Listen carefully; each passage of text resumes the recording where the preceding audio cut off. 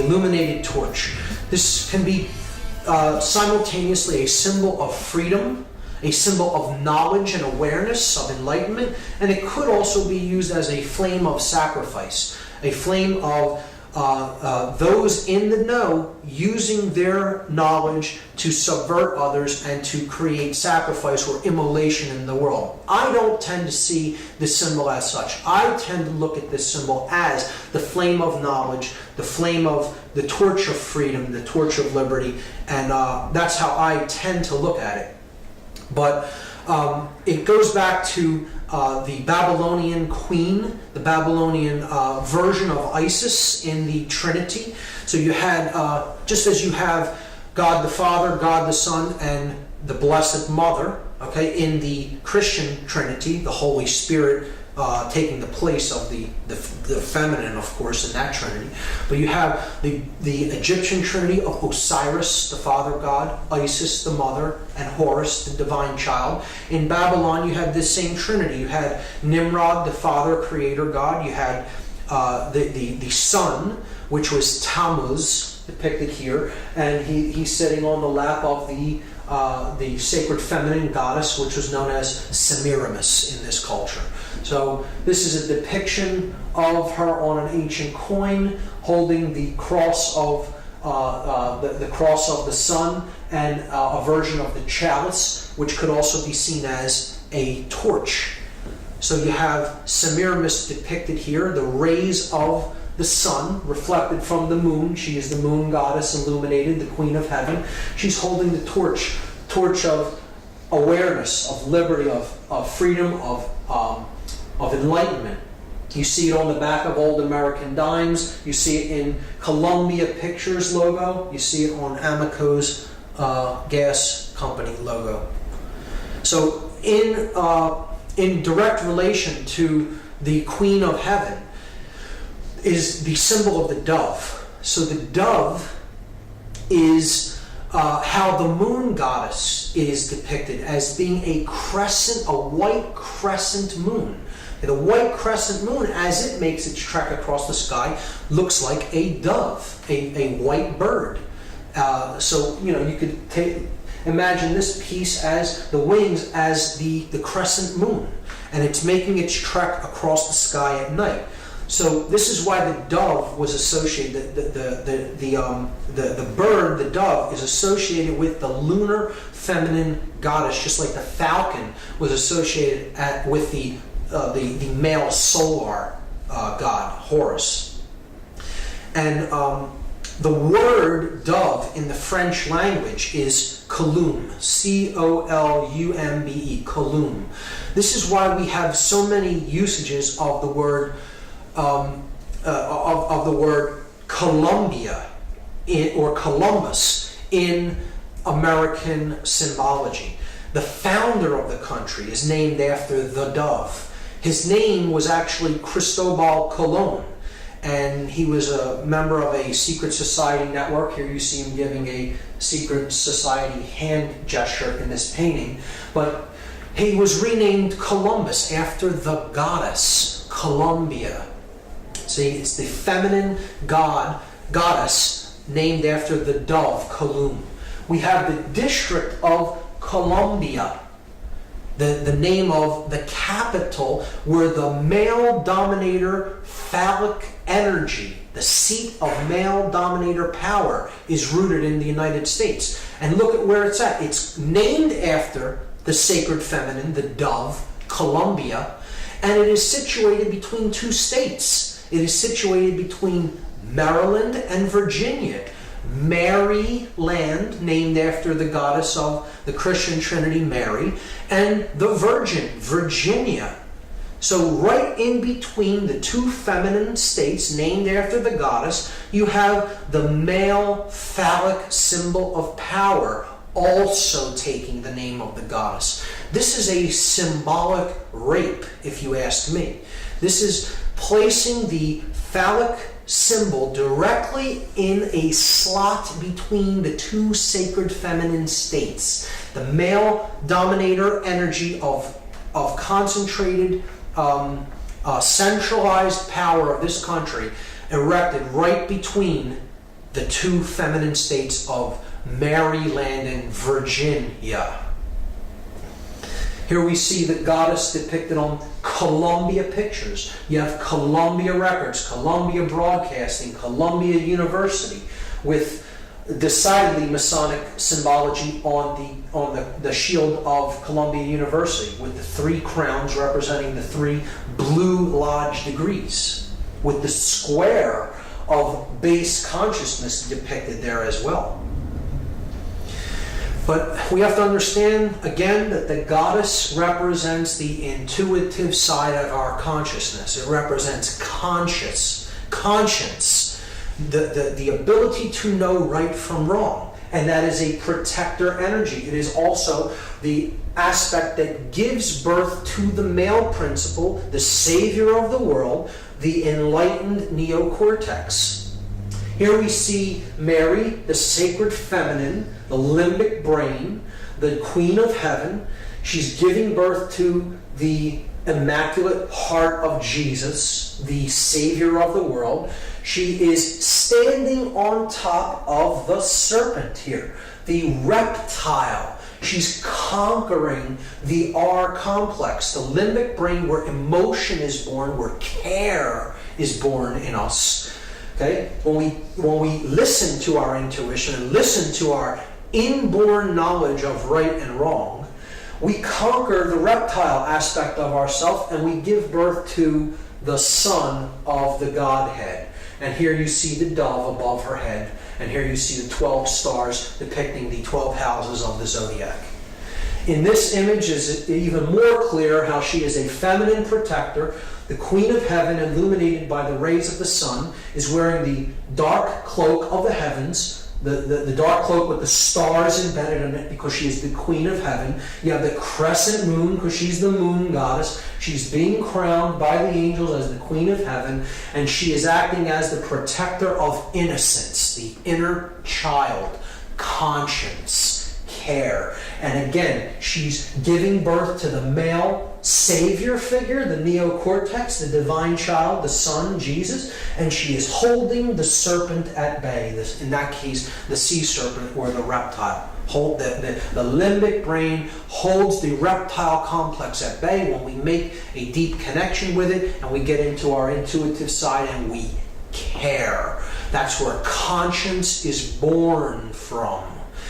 And that's why this goddess is seen as a protector. She's seen as the watcher of the torch of freedom and liberty, because we have to get in touch with that sacred feminine side of ourselves in order to truly bear conscience and freedom into the world.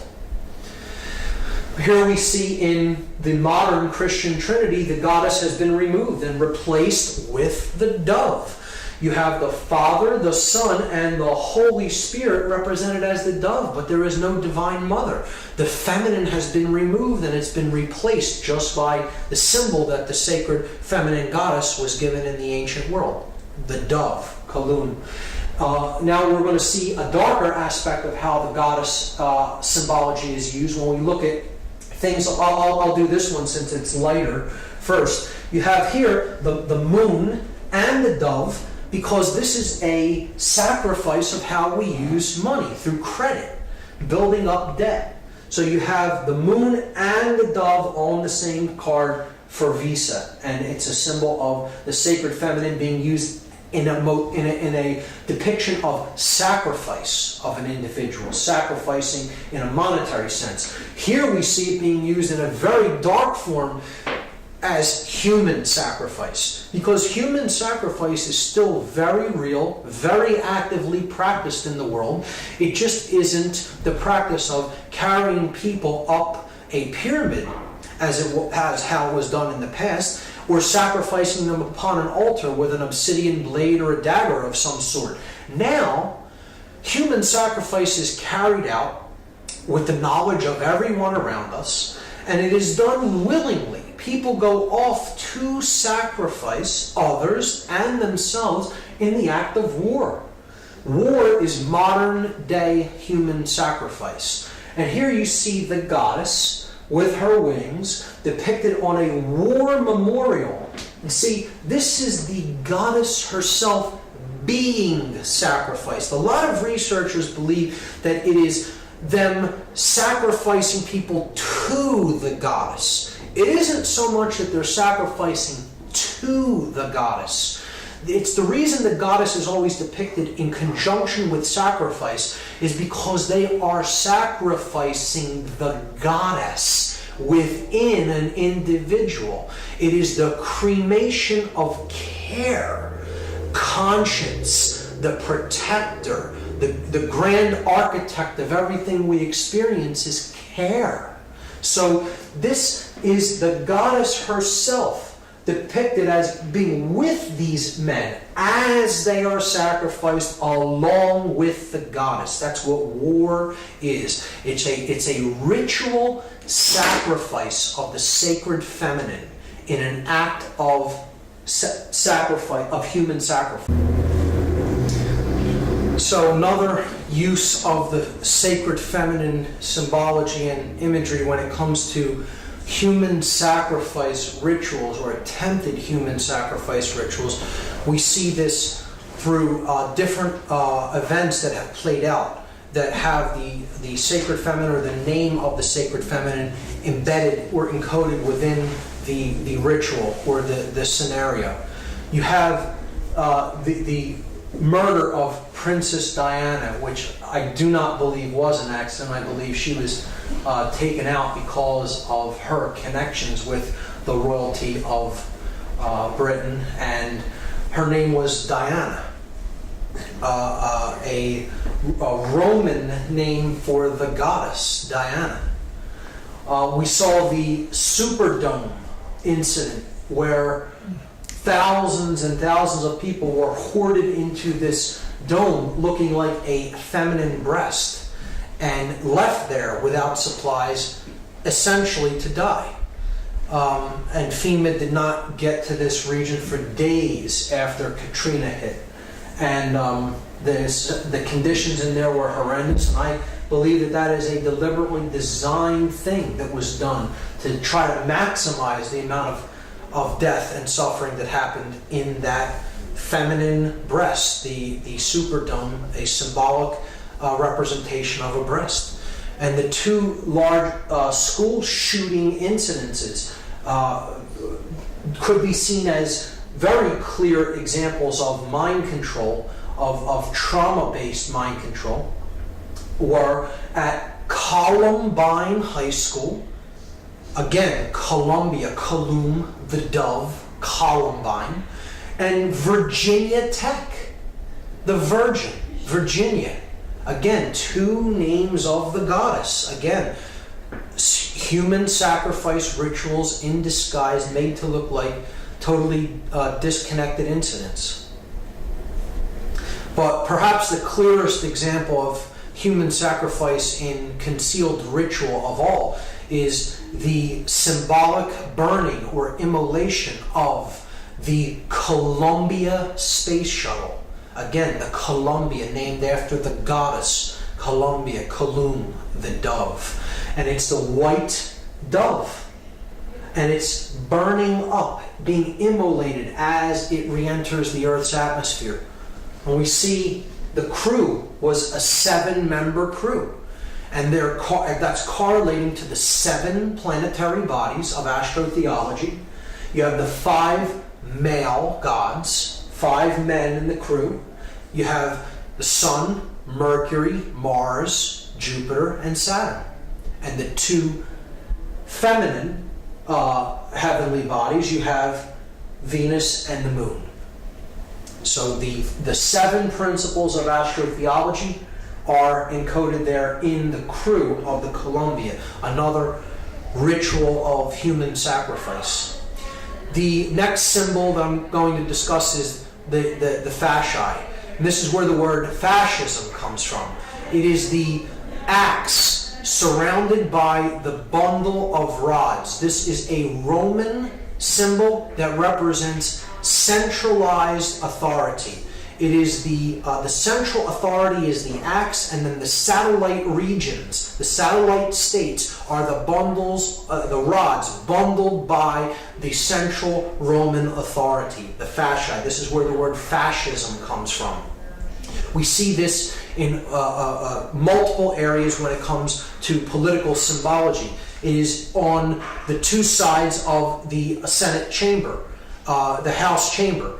It is on the fasci is depicted on the throne that Abraham Lincoln sits upon as a dominator, father figure, God figure. So he's holding both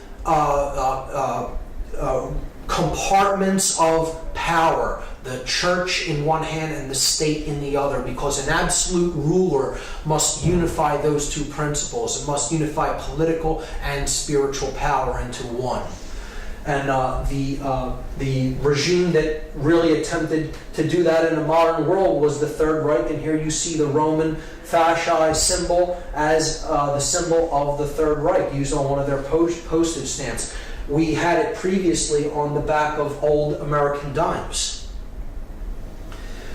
Now I'm going to talk about Freemasonic symbology. And I want people to understand that Freemasonry in and of itself is not an evil ideology. Again, it is an occult system of knowledge that can be used for good, or it can be used for ill or manipulation, depending on who is wielding that knowledge. So this is the Freemasonic compasses and square with the letter G in the middle as depicted in American Freemasonry. The compasses represent higher consciousness, and they represent morality, proper moral action. The square represents base consciousness, which must be ruled by our compassion and must be ruled by our moral uprightness. The square is base consciousness. It can be seen as the reptile brain. If you look at these three components as the three complexes of the brain, okay, you have the R complex being the square. You have the neocortex with its two hemispheres being the compasses, and you have the midbrain, that which gives birth to the conscience, care, as the G in the middle of the two. It represents the goddess, the grand architect of the universe, which is care. Okay, that's what creates our experience, what we care about. And if we get into touch with conscience, it can give birth to proper moral action. But we can only do that by getting in touch with the grand architect of the universe, the God principle, the sacred within us. And that is how to get off of the square and onto the compass. See, the square traces a shape that is a square with 90-degree angles, not found in nature, rough edges. The circle traces the symbol of perfection in ancient systems of occult knowledge. The circle is perfect, it is unbroken. It is a symbol of divinity. It can never be nailed down with perfection because it is based upon pi, a figure that is a divine principle that can never be calculated with absolute certainty.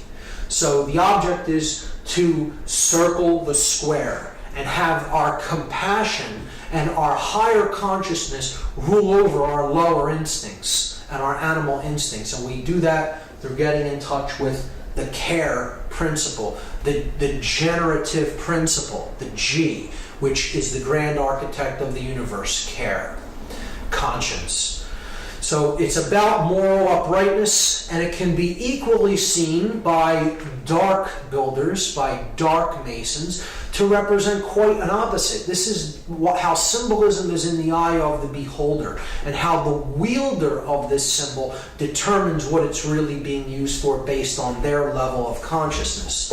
So a dark mason, a rogue mason, a dark builder, so to speak, could see the symbol this way.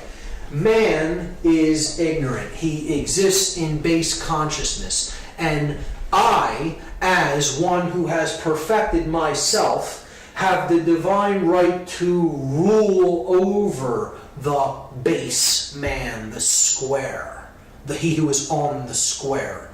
So it's two different interpretations of the same symbol. One seen in a positive connotation and one seen in a manipulative, negative connotation, depending on the eye of the beholder, of the wielder of the symbol. Here's how this has been used in popular culture. In some of these examples, it's subversive. In some, it could be seen as an uplifting symbol. But generally in education, you'll see the square used and the three symbols and the color blue for the square representing the blue lodges. And this is base consciousness. This is the base of the pyramid of this particular secret society network, the hierarchical pyramid-like structure. And you're seeing the pyramid encoded here, but through the square. And the three base levels of Freemasonry, the entered apprentice, the fellow craft, and the master mason, being the three introductory or initiatory degrees of what is known as the Blue Lodge in American Freemasonry. And this is as far as many go, and it is often the degrees that are said to keep knowledge of higher levels suppressed for those really in the know of the order do not wish for those people to receive the knowledge because they have been gauged as really still being in base consciousness. And you're seeing that depicted in educational logos there. This Columbia University and that the University of Pennsylvania's shield. Here we see the compasses tracing the semicircle on the patch for the Columbia Space Shuttle mission.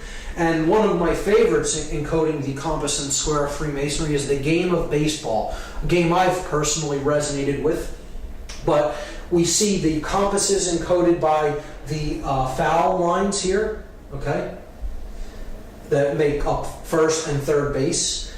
The bases form the square for the individuals in base consciousness, on the square, the base men. Okay, they're the base men. And the middle, here, the mound of creation, the primordial mound, is the limbic brain, the generative principle, the feminine aspect that throws the feminine seed into play. The intuitive principle of the limbic brain, giving information to us, and it is up to us here at the place where the feminine instinct is being given to make contact with it with the male principle. Or in other words, to put it into action with the phallic symbol. You're uniting the male, the bat, and the female, the ball, and putting the feminine aspect of truth into play in the field of consciousness to get it past the base men and to make the journey from base consciousness to higher consciousness to get home. The game of baseball is completely Masonically designed. I don't see that as a negative influence. I'm just pointing out an example of how that symbology is used in the game of baseball. I personally look at that as a positive understanding. The pitcher being the feminine aspect, care, the grand architect of the game. So in these examples, I do see it as subversive. In this one, of course, the compass is used here on this logo from NASA, but we know what happened with that mission. So could be a illusion that dark Masonic elements may have been in control of that particular sacrifice. Who knows? The game of baseball, clearly Masonically designed. I look at that as a positive connotation of the symbolism. In a very negative connotation of the symbolism, we see how the Freemasonic network is used all throughout the United States in control agencies, in agencies of male dominator control, in this example being police. And these examples are certainly Blue Lodge degrees, Blue Lodge orders, lower orders of Masonry, and I would look at the individuals belonging to these groups and other fraternal orders of police as being on the square.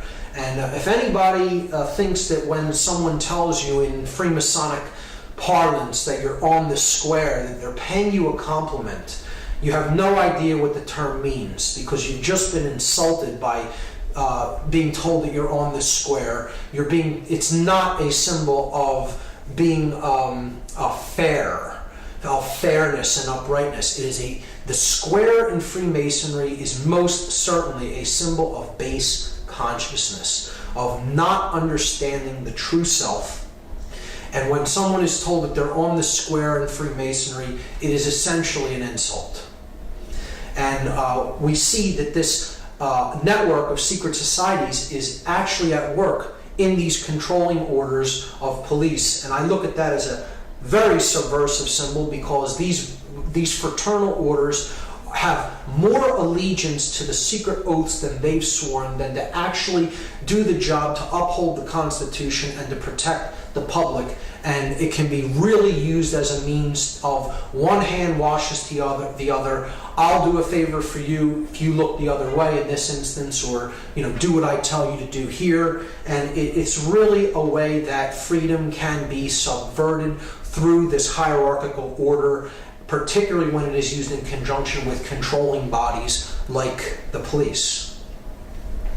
So this is an extremely important symbol that's going to carry over into what we talk about next. This is the first degree Masonic tracing board, and I'm going to cover this from two angles, a positive connotation and a negative connotation.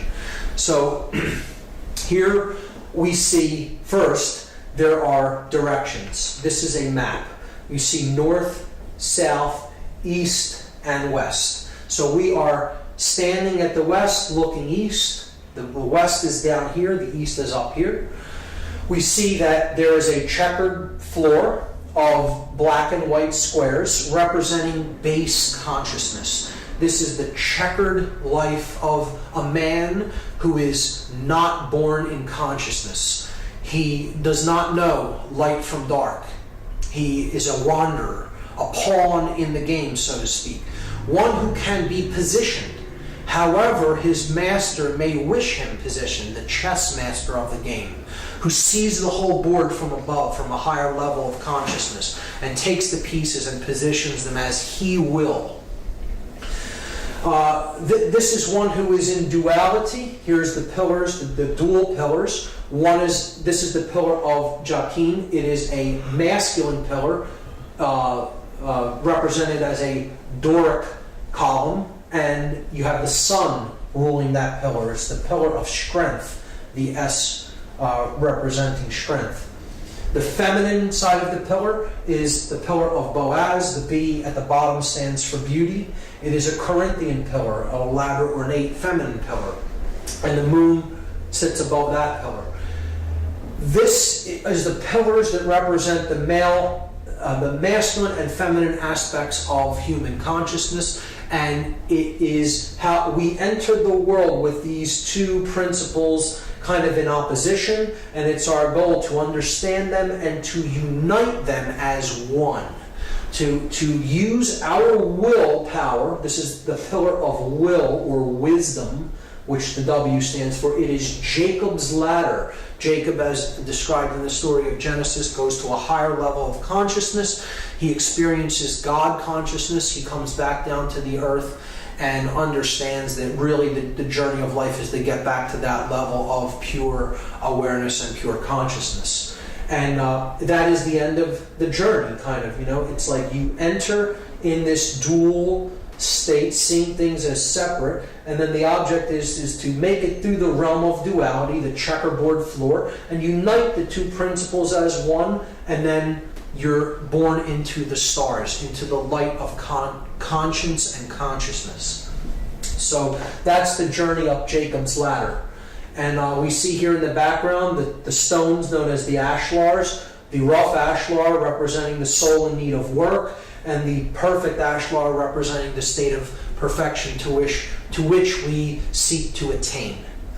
The initiates are going up the ladder in the three basic degrees of Masonry.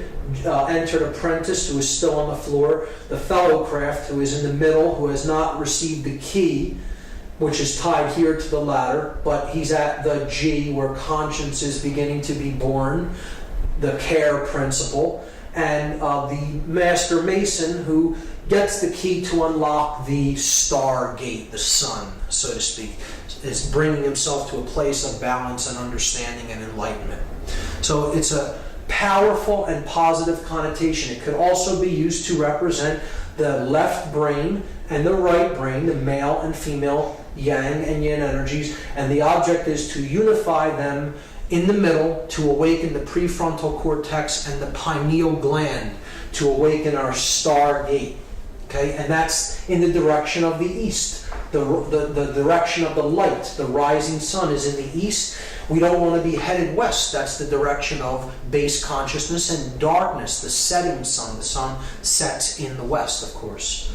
So powerful symbology there, but it unravels even more when we consider this tracing board on its side, as I will show you. Again, here we're seeing the three lights in the heavens, the lights of Freemasonry, the lights of the religions, the sun, the moon, and the all-seeing eye, the stars and planets. Again, we saw the religions of Christianity, Islam, and Judaism representative of these principles, and how they correlate to the three pillars of Freemasonry and global consciousness.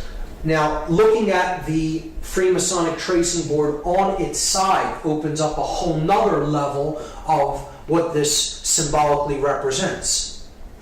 So again, we're given directions. Here is the west, here is the east, this is the south, and this is the north. Understanding what we now understand about astrotheology, we can now understand what this whole scene really depicts. It depicts the spiritual journey of man out of the prison vibration that is on the earth, identification with the physical world of matter. This is the earth. It's black and white, the colors of a prisoner, okay? The prison planet, so to speak. And these are the lines of latitude and longitude of the earth. This is the Earth's equator, right here, the middle pillar. This is the Tropic of Cancer. This is the Tropic of Capricorn. In the southern hemisphere, the Tropic of Cancer in the northern hemisphere. Here we see the light of Freemasonry, the sun in the east, away from the earth. And this is the sun at the summer solstice. This is the sun at the winter solstice, when the northern hemisphere is in darkness, depicted as the moon there, or not in enlightenment, right? This is the pillar of mercy, because when the sun is up there, the sun favors the northern hemisphere, shows mercy upon the northern hemisphere. Boaz is considered the pillar of severity, because the sun does not favor the northern hemisphere when it is at the pillar of Boaz, or the Tropic of Capricorn. And this is the equator. This would be balance, or the equinoxes, the all-seeing eye, is the place that opens up when the hemispheres of the brain come into a perfect state of balance. So this is the journey of the initiate, from darkness, starting here on the earth in darkness, and then proceeding in a stepwise fashion to a place of balance.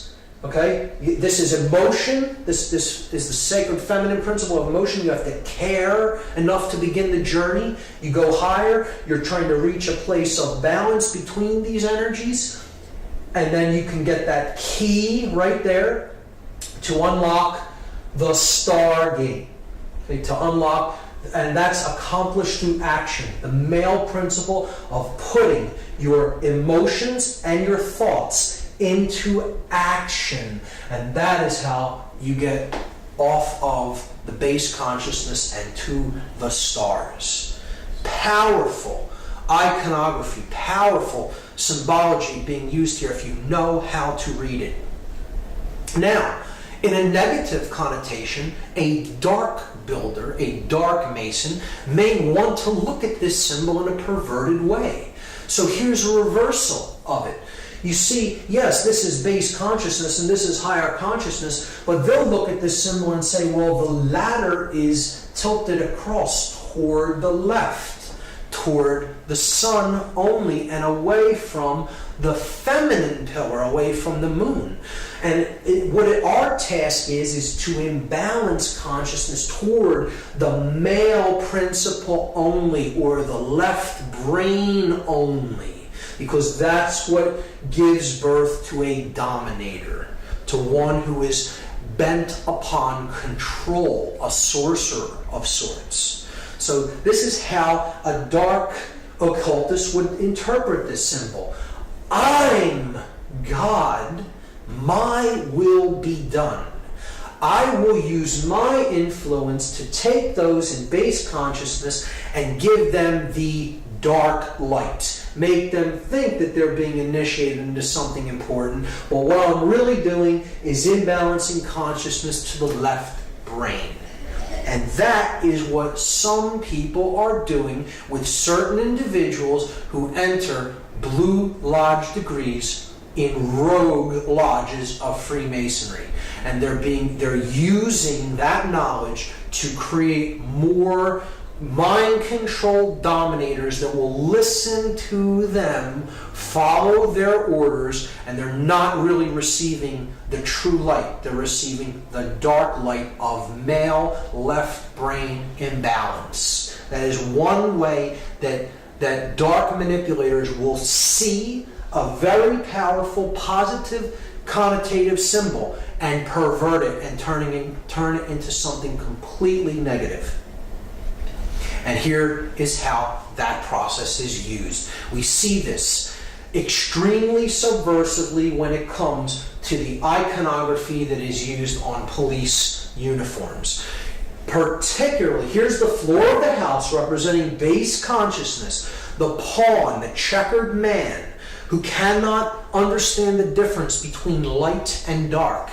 He doesn't really understand what makes the principles of right and wrong function the way that they do.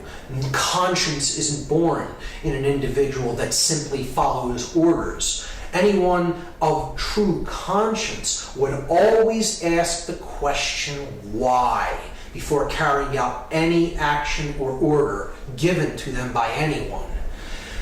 And we see this, if we look at this symbol of the Fraternal Order of Police having a Masonic third-degree handshake and the all-seeing eye of Freemasonry there, and the three other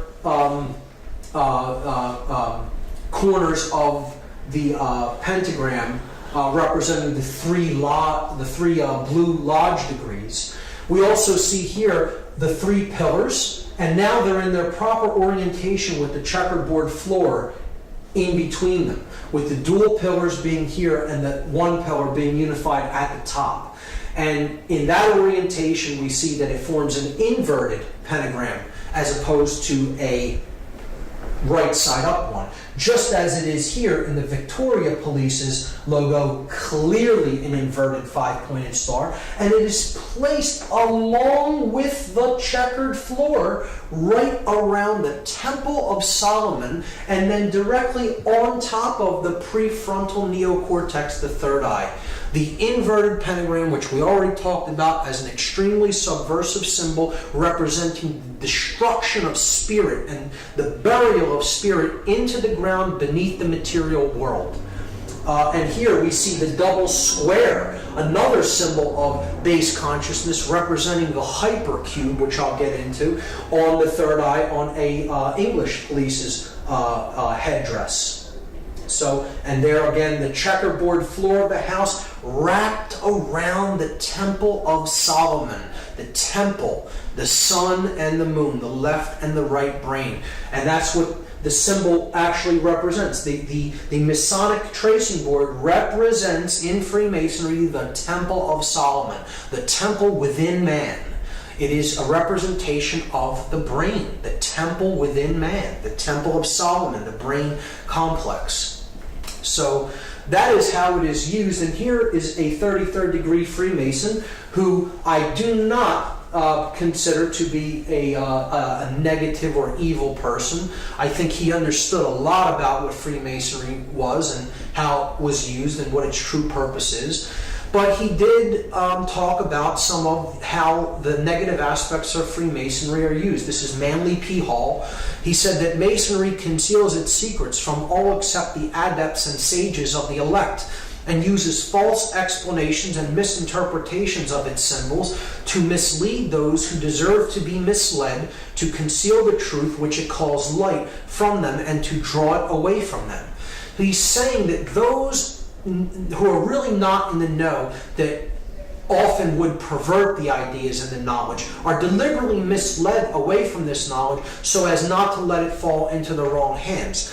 I often think that as well, in Freemasonry, it is being done deliberately to try to create people those who really are in the knowledge of how consciousness works, can manipulate for their own gain and get them to do what they want, because they're dangling a carrot, so to speak, before them and saying, I have the higher level knowledge if you'll do what I tell you, and then I'll let you have it. When in fact they're just being led like I said, like a donkey with a carrot at the end of the stick. Manly P. Hall said that the blue degrees are but the outer court of the portico of the temple, the porch of the Temple of Solomon, hence the term porch masons. Part of the symbols are displayed to the initiate, but he is intentionally misled by false interpretations. It is not intended that he shall understand them, but it is intended that he shall imagine that he understands them. Their true explication is reserved for the adepts, the princes of Masonry, one of the highest level Freemasons in Masonic tradition, telling you right out in the open what the Blue Lodge degrees are for. And of course, the Fraternal Order of Police is Blue Lodge degrees of Masonry. So that's Masonic symbology and some variants of how it is used. The next, I'm going to talk about talismanic symbology and how it is used on our money. So this will be a very big part of this part of the lecture. This symbol is one of the most important symbols in all symbology. It is the most prominent symbol on our $1 bill. It is one of the most viewed symbols on earth, and very few people understand what it really means. I'm going to break it completely down from top to bottom and go through each element and attempt to explain it as fully and as clearly as possible. This is the symbol of all the mystery traditions. Okay, very simply, it is the symbol of all occultism. Of course, it is Egyptian in its thematic representation and its symbolic representation. It is Egyptian, and there is a reason for that. We see the elements of the symbol being the words Anuit Coeptus at the top. Then we have a pyramid with its capstone missing. The capstone is cut off, so it is an incomplete pyramid. Atop the pyramid, as a two-dimensional slit in the sky, it could be seen, a two-dimensional opening or a rift in the sky. From behind that we see an eye, and that eye is bathed in light. The pyramid is comprised of 13 courses of brick, the bottom of which has a date inscribed on it in Roman numerals, 9 Roman numerals. There is then a sash with the words Novus Ordo Seclorum written on it at the bottom. So we have to understand each element. Each element is here not by accident, it is there by design, and the makers of this sigil, because that's what this is. This is a sigil, which is comprised of many symbols.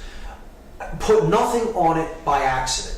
And everything has a meaning in this. So let's start to break down the symbols one at a time. Anuit Coeptus is Latin. It means Annuit means to favor or to look favorably upon. Coeptus is an enterprise, an undertaking, or a project, a work in progress, you could say. So, annuit coeptus means he favors, it could mean she favors, it favors, our project. He favors our work. He favors our work in progress. Okay, so he favors our work is a good translation. Novus Ordo Seclorum is often hotly contested as to its meaning. Novus means new, Ordo means order or way, and seclorum is the debated word. So I go to a Latin dictionary and I look up the word saeclorum, S-A-E-C-L-O-R-U-M. This is because people will say seclorum means of the ages. So I'm looking up the word saeclorum, and that means age, generation, people born at a time, race, present time, or age, century. So if this phrase said the new order of the ages, we should see an A in between that S and E there. It would say Novus Ordo Saeclorum, but it says seclorum. So clearly that's not the definition. Many people will say that that's what it means. It does not mean of the ages. Okay? The word seclorum is put into a Latin dictionary, and then you see it is a word modification, a truncation. CL is derived from CUL. So an internal CL might be rendered by CUL, thus giving us seculorum. And seculum, seculi, is a noun that means world, universe, secular, temporal, earthly, or worldly affairs, cares, or temptation. So, clearly, I think this can be solved and agreed upon once and for all, so we don't have to hear this incorrect, connotatively incorrect translation, the new order of the ages. This phrase clearly says New World Order. And that's it. That's what it says. Let's lay this to rest once and for all. Okay? So, he favors our work, the New World Order. And you have an eye in the triangle looking out from another dimension of space into our realm. The light is pouring through the scene from that realm, and a pyramid is being built. So, he favors our work, the New World Order. Who favors the work? What is the work? And what is the New World Order? So, clearly, this is the being that favors the work. This project is the work that's being done. Okay, this is the incomplete project. This is the date that the project could be begun or finished, depending on how we look at the seal. So, we have to understand a little bit about Egyptian cosmology and the main solar god, the solar disk, which we looked at as Horus, as Ra. Set is the dark incarnation of it. Really, all of these principles could be encapsulated as one solar god known as Aten, or Aton. Depending on the spelling, it could be spelled A-T-O-N or A-T-E-N. So, Akhenaten of 18th dynasty Egypt was actually named after this. He's a pharaoh of 18th dynasty. He brought in the concept into Egyptian cosmology of a one God that is the overarching ruling aspect of everything, known as the Aten. And he named himself after this god. Akhenaten means the spirit of the Aten, the solar god. So that is the being here, the Aten. Now that could mean a couple of things depending on how we look at this symbol. But let's just let it be seen as it is the solar principle, the solar god, the god of light, the bringer of light. So it could be also seen as the word Lucifer. Lucifer comes from two Latin words, lux, meaning light, and fere, meaning to bear or to bring or to carry. So it is the bringer, the carrier of light. Now, this could mean two different things. We have to understand that Lucifer and the Aten are the same basic principle, the same symbolic principle, and they are essentially, they are a dual God. There is a light aspect of the sun, God, the one that brings true light of awareness. And then there is the dark aspect of light. So one can be truly illuminated and really possess the light, really possess the knowledge. And then there is one who can be born into the dark light. Those who have knowledge of how things really work, but the way they're using it is for the ego. Being my will be done because I view myself as God and separate from everyone else, and I am out there to manipulate and rule them. So either way you look at that symbol there, it is the Aten or Lucifer. It doesn't matter whether you're looking at that symbolically as positive or negative, and I will go over both interpretations, both the positive and negative. However, it can in both aspects, this entity could be seen as Aten or Lucifer. Keep that in mind. If you take the compass and square symbol and place the apex at the top of this symbol and the base at the same base level where the pyramid meets the ground, you're going to see a very interesting thing emerge. If we just trace the 5 points of the compasses and squares, the 2 compasses, the 2 edges of the square, and then the middle part that both share, the line of symmetry between them. So we go down the compass edges and we see that the compass points point to 2 letters, the 2 end letters of this sash. Okay? N and M. N from Novus, M in Seclorum.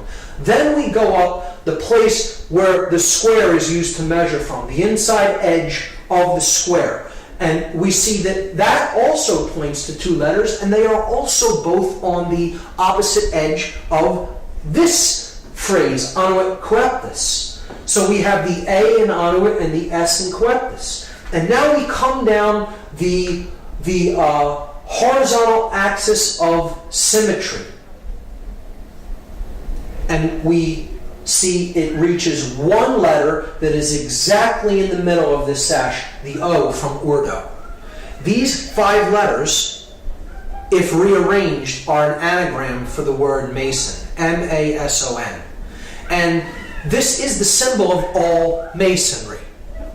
It is the symbol of all builders. And who are the builders? We all are the builders. We are all collectively on this planet the co-creators of our collective experience. Whether we are doing that creation unconsciously or consciously creating our experience, we are the builders of this world. And this is what we've built it into, what we currently have right now. So, who are the builders? We are the builders. But there's 2 different types of masons. See, there are masons that build with stone. They build the pyramid upward. They're building with stone. If you connect these 5 symbols as they are connotatively used in this seal, they form an inverted, skewed pentagram. And an inverted, skewed pentagram, if you look into dark occultic symbology, is always used as a symbol of pacts. It's a symbol of pacts, of promises made, to be something to be fulfilled, to be delivered upon completion of something else.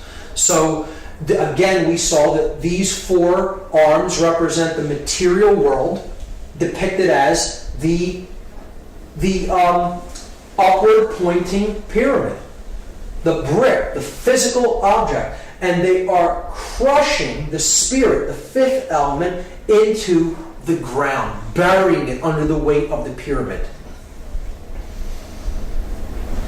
See, the dark builders, the dark masons, those who are building toward a world of male domination, the blade. See, they're building with bricks. The bricks are people who are trapped in physical five-sense reality and left-brain prisonhood. They are those who can not change. They have one form and it's hardened. A brick was once malleable clay that could be shaped, molded, take different forms. It flows easily. Change comes easily to it. But when it is baked in the left brain, solar, male dominator consciousness, it becomes hard and immobile and immovable. It becomes a brick.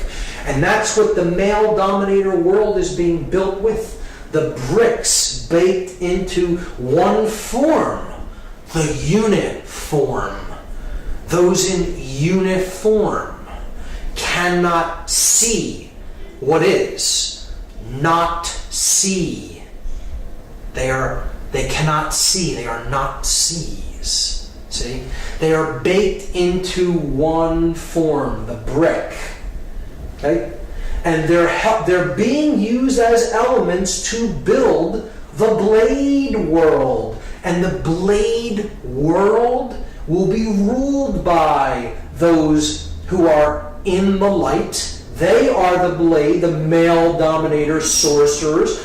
They have the light, but everyone else is in ignorance. And when you complete this structure, the light goes out from the scene. See, they're building the blade. If you complete this structure in brick, they have all the light, and the entire world is bathed in darkness. That in that symbol, the Aten or Lucifer represents the sorcerer, and he is completely trapped in ego. The ego-bound consciousness. It's the I in the triangle. I am God, the sorcerer says to the world. And I will make everyone in this world and the entire world in my own image and likeness. But I will have all the light, and the light will be blocked out to those in ignorance and in one form. And the male dominator world will be born into existence, and it will bathe the world forever in darkness. That's the negative connotation of this symbol. See, you'll notice it's the blade without the chalice. See, these other 3 points make the chalice, but it's gone, it's ghosted. Just like it's been ghosted through human sacrifice, through the cremation of care. Right? It's been ghosted through the removal of the sacred feminine from the Trinity, and through not caring about what goes on in the world. The sacred feminine is removed, it's ghosted, but the male principle is embodied in stone. And that's the project, that the New World Order project that the Dark Masons, the builders with brick, are building into manifestation. Now, there is a light side of this symbol. Again, he favors our project, the New World Order.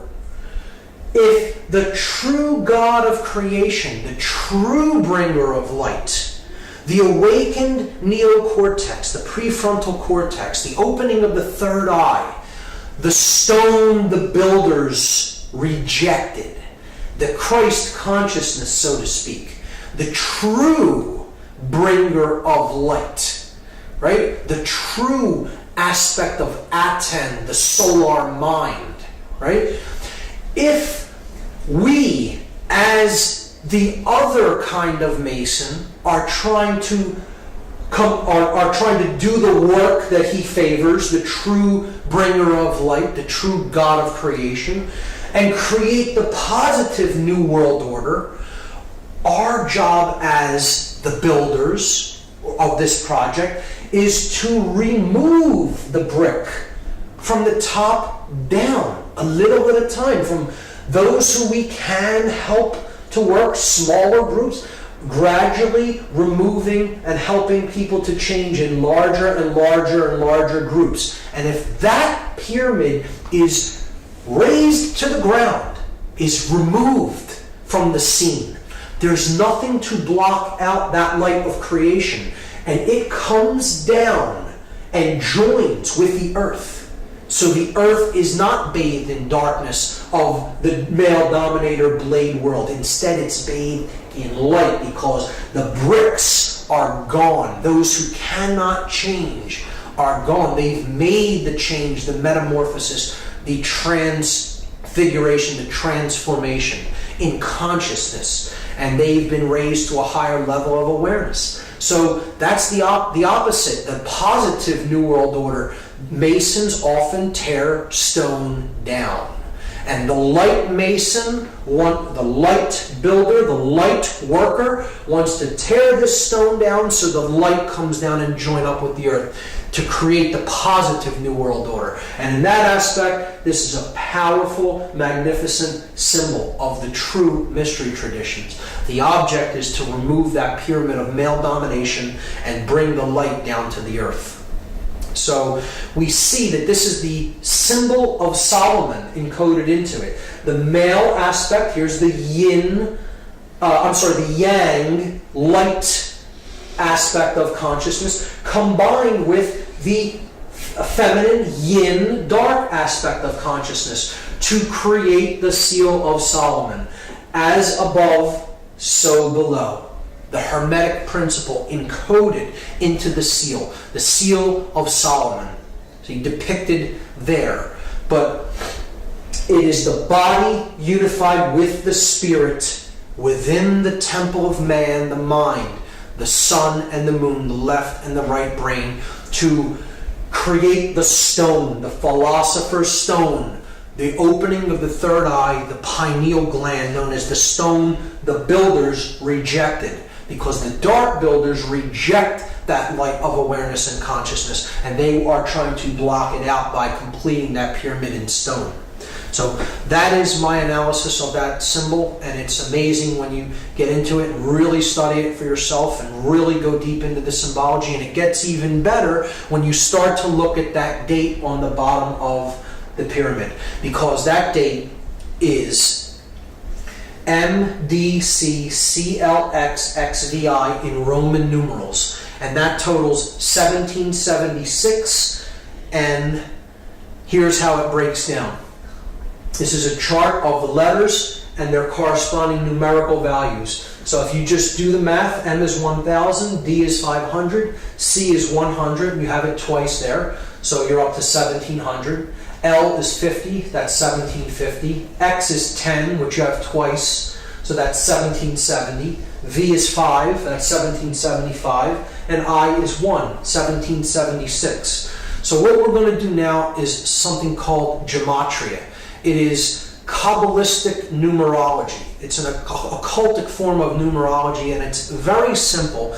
It is simple addition or counting of these numbers.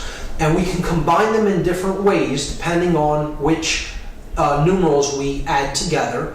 And we understand that all of the added values are identical, and they mean the same thing in occultic numerology. So 1776 is the number that we get when we add these Roman numeral values together. And what we are going to do in this example is we're just going to take the 1 and add it to the 6 and leave these two 7s. So we get 777. And anyone familiar with Judaism or Kabbalah may know that that is a symbol of God. It's a number that represents the Trinity of consciousness in its perfect form. The 777 is the aspect of the divine in man. It is thought, emotion, and action, the three aspects of our consciousness, having reached the place of the gods, the seven entities of the skies: the sun, the moon, Mercury, Venus, Mars, Jupiter, and Saturn. The seven gods that can be seen with the ancient world, a representation of the seven chakras of energy in the body. So 7 is a symbol of completion, perfection, and God. It tripled is a representation of God. So if we add the 3 sevens together, it totals 21. And 2 plus 1, this is the parents and the child, the father and mother, the creator God and the sacred feminine, and the divine child. And then that totals 3. 2 plus 1 is 3. So all of these values can be seen as identical, or they mean the same thing. They are numbers that represent God, or completion, perfection. The divine has been awakened and realized. So they can be used interchangeably in systems of occultism. And again, 3 being the number of unity, of unification of thought, emotion, and action, the triune being, the 3-in-1 God, right? The Trinity. So, what I'm going to do in this study of gematria is I'm going to take these letters, because gematria is a combination of geometry and mathematics. Geometry, Gea, earth, the measure of things, the measure of the earth, the mother, right? And matria, mathematics, the mother science, after Ma'at from Egypt, the mother goddess. So gematria is a combination of geometry and mathematics. So we have all the elements in place. We have the math aspect is covered by the Roman numerals that represent value or mathematics, and we have the shape that's given by the triangle shape or the pyramid shape. So we're just going to combine the two by taking, we have 9 letters, and we're given a shape that has three vertices. So we're just going to duplicate the shape 3 times, and we're going to place the letters at the vertices of the shape. So we'll start with M and put it at the top of the first triangle, and then D, C at the base, and then repeat it 3 times. M, D, C, C, L, X, X, V, I. And now we're going to substitute the numerical values for the Roman numerals. So we get this. We get 1,000, 500, 100. 100, 50, 10. 10, 5, 1. So you see a pattern emerge there. At the top of the pyramid, in every example, we see a clear pattern. 1,110. Now, in mathematics, those are known as powers of 10, or powers of 10, at 10, powers of at 10, at the top of the pyramid.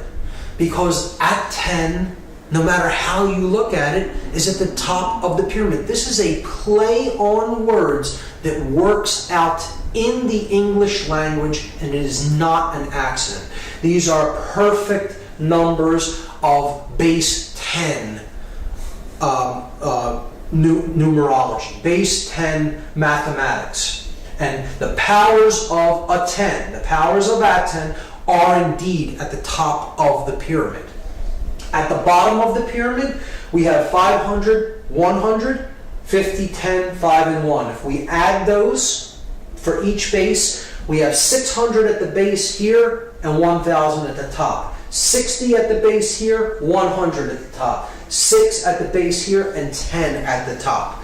We can then simply remove all the zeros, because zeros don't add to anything in gematria. so they can be removed. So we see that it simply boils down to this. 1's at the top, 6's at the bottom. And now we can combine them into one pyramid. And you have at the top 1, 1, 1, where the three pillars, the three aspects of consciousness, thought, emotion, and action, the three pillars of Freemasonry. At the bottom, 666, 666, the number of beast or base consciousness. And noticing that 3 correlates to 777, because if you add 777, you get 21. If you add 2 plus 1, you get 3. So 777 and 3 are identical. So you could simply substitute 777 for anything that totals 3, like 1 plus 1 plus 1. 1 plus 1 plus 1 is 3, so we could simply put 777 up there and substitute for 111. They're identical because they both add to 3. So we have God at the top, the light, the beast or base consciousness of illusion and identification with the physical world at the bottom of the pyramid, captured in stone, in one form that cannot change. Illusion, ego identification. So if now we reduce them again. So we add 7 plus 7 plus 7, we get 21. We add 6 plus 6 plus 6, we get 18. And this is what is meant by counting the number of the beast. That's what we're in the process of doing. It's a prescription for gematria given in the book of Revelation in the Bible. We add 21, and of course, as we saw, that totals 3, the number of God, and 18, 1 plus 8 totals 9, the number of ego and illusion. Why is 9 the number of ego and illusion? Well, here's why. The number 9 has very significant mathematical properties, and they are shown to us in addition to the number 9 and in multiplication of the number 9. So this side of the table is an addition table, this side of the table is a multiplication table. 9 plus 1 is 10. 1 plus 0 reduces to 1. We're simply adding the final result, the digits of the final result together. So look, we're back at where we started adding to 9. 1. So adding the 9 was like adding 0.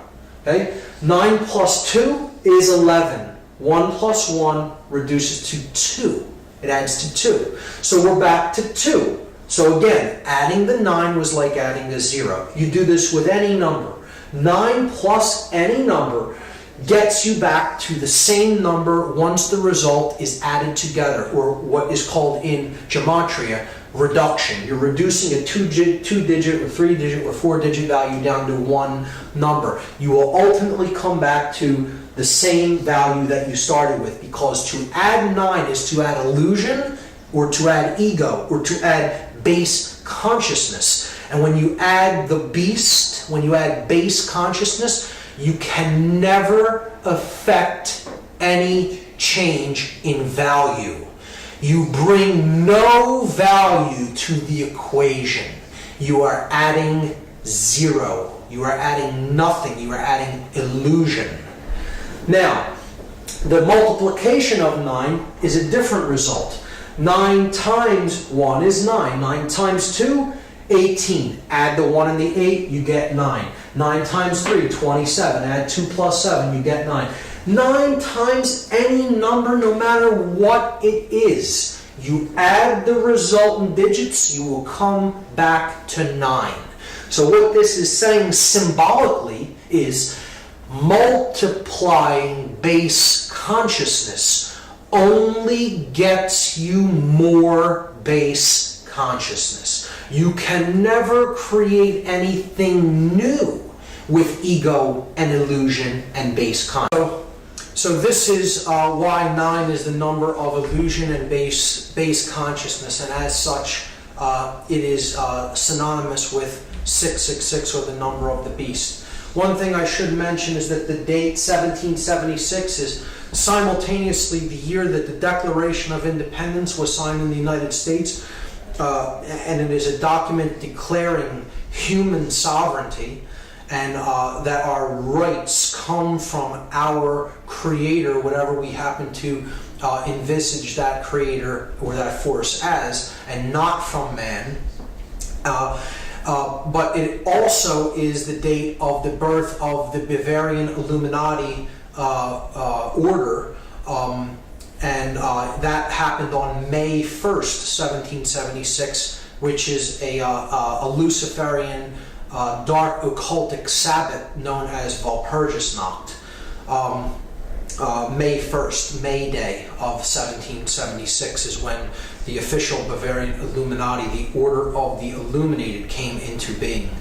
So there's a dualism even inherent in that date. You can look at the Dark New World Order building upward from 1776 in earnest, from the time when this dark occultic order came into manifestation, and the object of the light New World Order to bring the light down by removing the bricks and getting back to the understanding of personal sovereignty as encoded in the Declaration of Independence.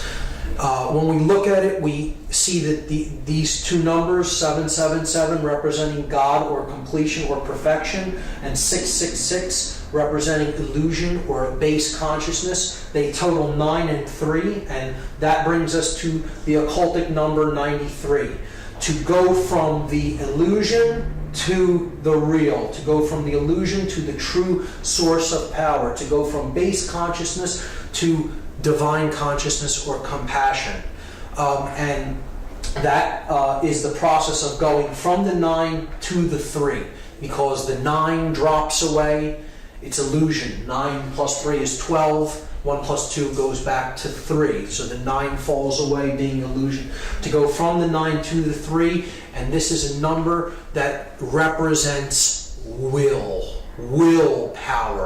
We make this journey by an act of personal will, and it is an act of love. Love and will, we will see later, are identical forces. Keep the number 93 in mind. The next way that symbolism is used subversively is in architecture. So this is the pyramid outside of the Louvre, the art museum in Paris, and it is a symbol of a pyramid, upward pointing, male pyramid, and it is comprised of exactly 666 panes of glass. So again, the base consciousness is encoded into the shape, and you see that the pyramid forms slightly off of a right angle, almost an exact right angle at the top, at its apex. Here we see the Arc de Triomphe in Paris, and we see from overhead, this arc is a solar symbol. You could see this as a point of male energy, these 12 streets being the 12 houses of the zodiac, all converging on the Arc de Triomphe with the rays of the sun around it. Could look at this as the unification of the two pillars, the arch, the point in the middle where the two become one, and they join together the male and the female principles. We see the masculine principle encoded in the Eiffel Tower. It is in 3 levels, just like the 3 degrees of masonry. You have the entered apprentice, the fellow craft, and the master mason, the 3 levels of the Eiffel Tower. It is illuminated at light, and it is a phallic symbol. The illuminated pyramid at the Louvre. At the base of the Louvre, underneath, if you go underneath this pyramid, the Hermetic principle is encoded by a downward pointing pyramid over top of an upward pointing one, where spirit and matter joining together, as above, so below. Here we see St. Peter's Square, the Vatican, and we see the sun god, the cross of the zodiac and the great cross of the galaxy at St. Peter's Square. And we have the phallic symbol of Osiris, the obelisk in the middle. Osiris being a sun god in Egyptian cosmology. The pentagram in the pentagon being the central part of a inverted pentagram encoded into Washington, D.C., the heart of the inverted pentagram. The Pentagon being the center of defense intelligence for the United States, where war is planned, human sacrifice. We see from overhead in Washington, D.C., this right here is the White House. And then north of the White House, we see an inverted, skewed pentagram with one broken arm. Now, this is a very clear example of what is known as the pentagram of Pax in dark occultism. The pentagram of Pax is inverted because it is satanic, or it is thrusting the spirit downward. It is often skewed, representing that which is really out of alignment or proportion. So it is usually skewed in one form or another, either stretched or squashed. In this case, it is kind of squashed downward. And we also have a broken arm. And a broken arm in a pentagram represents a pact that has not yet been fully completed or fulfilled. So that which is promised has not yet been delivered because a work is still in progress. And I think we can understand the meaning of that broken arm by understanding what the pentagram of Pax represents. So it is not that they simply weren't able to complete that in some way. It is intentionally left broken. And this is one of the arguments against it actually being an occult symbol. Well, if there was occult leaders that made it, could they not have completed the last arm? They did not want to complete the last arm. It is intentionally made to be a pentagram of Pax, and that arm is left broken for a very specific occult reason. The phallic symbol of Osiris, encoded as the Washington Monument, a male symbol of phallic energy. It's in direct alignment with the symbol of the feminine energy, which is Congress. Congress being another word for sexual union. Congress. And the Congress building is the feminine principle. It's the dome of the feminine breast with the goddess statue of Columbia, or freedom, atop the dome, representing the feminine energy, and it is reflected in the water. The water being the principle of the moon goddess, the goddess of the water. The moon's light is reflected in the waters at night. So this also encodes in this reflecting pool the Hermetic principle, as above, so below, as goes on in consciousness in the earth is reflected from the heavens, and reflected in the external experience that we have. Other sexual symbols or phallic symbols seen in the layout of Washington, D.C. Here we have the Washington Monument. Here we have the Lincoln Memorial, which is a temple to the king.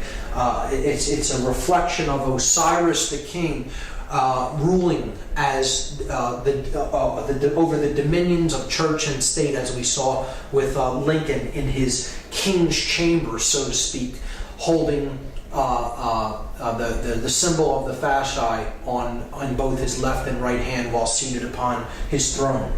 And if we look at the street system that connects these two monuments, we just make a red. We can make a red outline of the street system around these two monuments and just fill in that area, and that is what it looks like. It is clearly a phallic symbol that is directing male energies encoded into the actual layout of the streets. People who believe in this system of geomancy, or tapping the energy of the earth through the types of lines that you place upon the earth, believe that this is directing male and female energies in certain ways and in certain proportions. So you have the feminine egg here next to the male phallus. This is called the ellipse on the south side of the White House. Again, Lincoln holding the fasci, the symbol of the fasces is the symbol of Roman centralized authority encoded in the central axe around which is the bundle of rods or staffs. Now, east of that Washington Monument phallic symbol, we have a 13-level pyramid. Again, 13 on the back of the dollar bill, a solar number, the sun and the 12 houses of the zodiac, with the 14th level being the unification of the earth, air, water, and fire, culminating at the 14th level of the pyramid. 1 plus 4 is 5. So you have the earth, air, water, fire, and spirit unified at the top level of the pyramid.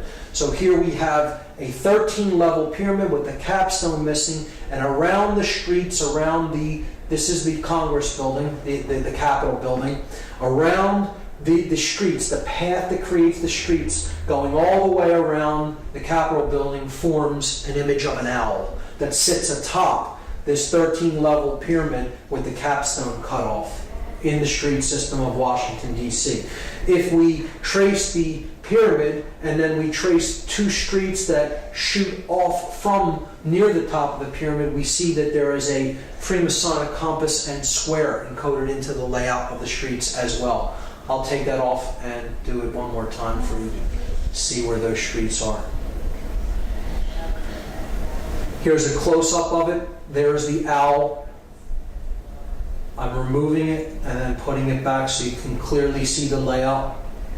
This image was taken from Google Earth. And the owl, again, is that Babylonian deity that the Ammonites worshipped. They often worshipped it as Molech, and here it surrounds the sacred feminine. Again, it's the same principle as codified in the cremation of care ritual.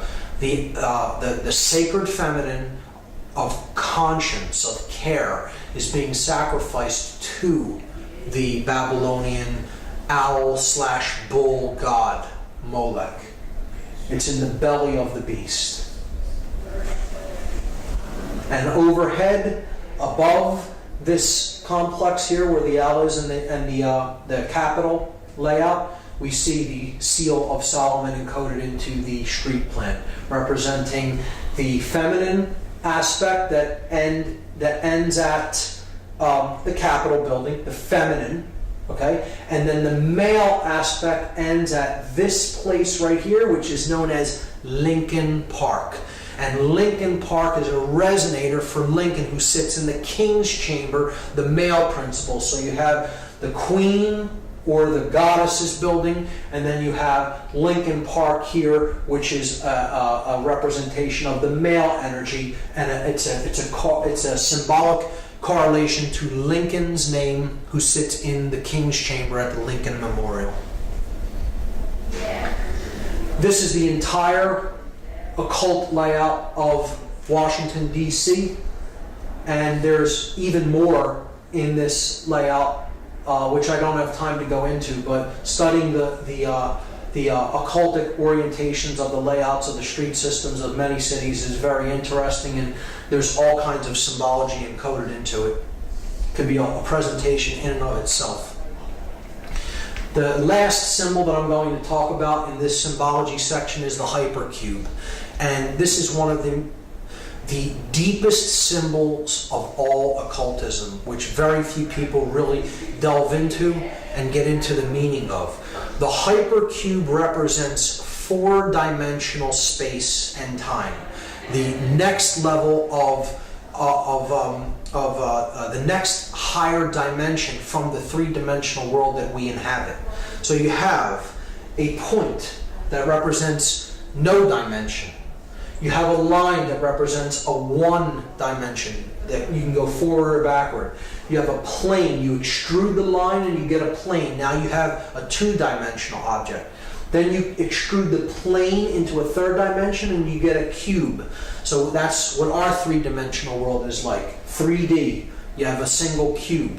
You have length, width, and depth. But then if you extrude a cube, you take the cube and you pull it and you extrude it that way, you get what's called a hypercube. So this is a four-dimensional object. It is derived by unfolding a cube into all of the dimensions of each one of the planes of the cube. And you get this object. When you look at the hypercube ideology, it is representative of the mind existing inside the construct of matter. So you have matter being the outer part of the cube, and then mind is the inner part of the cube. Okay, so this correlates to this level of body, mind, spirit levels of consciousness that we saw in part 1. And we see that the hypercube is derived when we combine matter, represented by the red square, and spirit, represented by the green square. We see that that is everything that is. Okay? That is the universe, or the world of matter, the world of spirit, coming into manifestation as matter to experience itself subjectively. And that is the large cube that is derived from that union. See, that's the large cube. The unification of body or matter and spirit is the large cube. And then the inner cube is the mind. That is where body and spirit combine, they merge in the realm of mind. So that's the inner part of the cube. So if we put the outer cube over top of the inner cube, we see that the hypercube is actually a cube within a cube. And again, this part of the cube in the center is the experience of mind. This part of the cube in the outside is the physical world of manifestation that the spirit comes down and inhabits to create that which can have experiences. This is the two-dimensional projection of this four-dimensional object, a cube rotated around in every plane that it can be rotated in.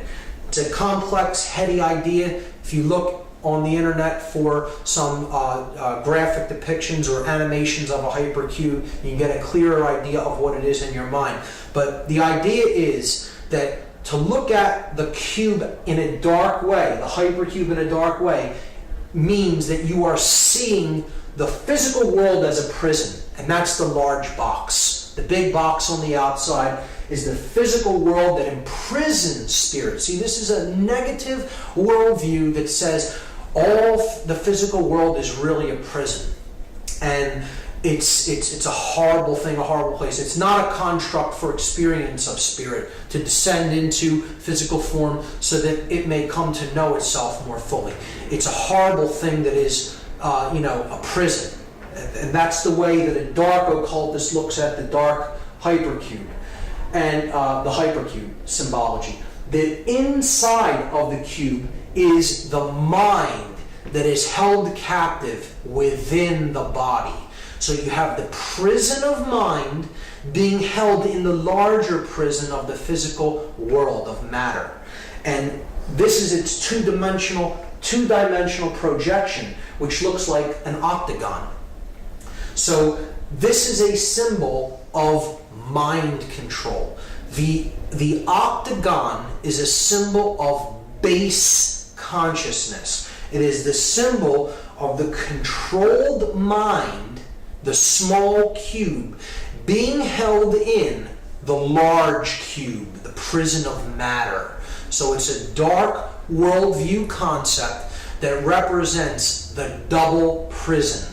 The prison of mind held in the cage of matter. And what do we see the hypercube or the octagon used to represent? We see it as a male dominator sport that involves the potential of destroying the brain. Extremely violent male dominator sports, cage fighting, where the brain isn't respected. Go into a cage and smash your opponent into unconsciousness and do all kinds of damage to the brain. The octagonal hat, the 8-cornered hat that law enforcement officers wear. It's another total assault on the consciousness of people who take the jobs as enforcers or controllers. They're being told symbolically, your consciousness is of the hypercube. It's of the octagon. The octagon is placed on the crown chakra, just like the square we saw in the other example. The double square on the English police's hat, right here on the forehead, on the third eye. Again, the double square is representative of the octagon, the two squares being combined in an 8-sided shape. If you complete the corners, you get the octagon if you connect the corners. But the 8-cornered hat is the octagon being worn on top of the crown chakra as another occultic insult, an insult in symbolism to the mind-controlled controllers, the controllers who they themselves are under deep forms of mind control to do a job that is a deeper suppression of their spirit and others. Because the hypercube is seen in one more place, and it is ubiquitous. It is everywhere. It is on every metropolitan street corner, the stop sign. Encoded in red, and it has the word stop written on it, and this is saying to the consciousness, stop. Stop the journey. Stop your movement. Stop the progression of spirit. Just stop and stay in the double prison. Stay in the hypercube. The prison of mind encoded and captured in the prison of matter. The hypercube is one of the more difficult symbols to really grasp the deep connotative understanding of the symbolism of it, but once you understand it, you will see it in many places, and it is definitely used as a subversive symbol in most instances, particularly in cage fighting, in the uniform and emblems of controllers, particularly the 8-cornered hat of police, and most ubiquitously in the stop sign that we see all over Western culture. This brings us finally to the last part of the methods of manipulation, and the last one is the biggest of them all, chaos sorcery. What has been known as the Hegelian dialectic, or problem, reaction, solution. And we're going to talk about what the Hegelian dialectic is, and we're going to see an example of how this is put into action when we analyze the 9/11 occult ritual. The Hegelian dialectic is what chaos sorcery really is, and this is an ideology that was formulated by George Hegel, a German philosopher. The Hegelian dialectic is a framework for guiding our thoughts and actions into conflicts that lead to a predetermined solution. So the solution is already predetermined before anything happens. The people who are putting this into effect want a certain outcome. This is outcome-based framework, an outcome-based framework. It's saying this must occur. This is the end result that we want, and anything else is undesirable and we will not settle for. It's going to happen this way. We just have to convince people that it has to end up happening this way. So what you do is you guide thought and action into decision making that ends up how you wanted it to begin with. This is accomplished by manipulating consciousness into a circular pattern of thought and action. So again, it's a manipulation of consciousness. It's ultimately about mind control. The synthetic solution to these conflicts cannot be introduced unless those being manipulated take a side that will advance the predetermined agenda. The agenda is already predetermined. We just need to create a synthetic conflict to make this come into manifestation the way we have it originally planned and designed. So, this is Hegel's dialectic, and it is not so much that Hegel is an evil person in his own right. This is another perversion. How chaos sorcery is used as an example of the Hegelian dialectic is it's a modified version of this dialectic for a dark purpose, for manipulation. The researcher David Icke has called this problem, reaction, solution. And it's a great term for it because it describes it perfectly. You create the problem to get a reaction, and then you offer the solution. The solution was already predetermined. But I like to call it chaos, confusion, opportunity, because I think it more accurately describes what the process that's taking place is really about. You want to create chaos. You need a chaotic situation created, because the reaction that you're looking for is confusion, not knowing what to do or how to act appropriately to the situation. Once confusion enters the mix, you have fear-based consciousness. So the person is willing to accept all kinds of limitations and control to go back to order. And therefore, that's your opportunity to bring in your predetermined solution and get them to go along with what you originally wanted.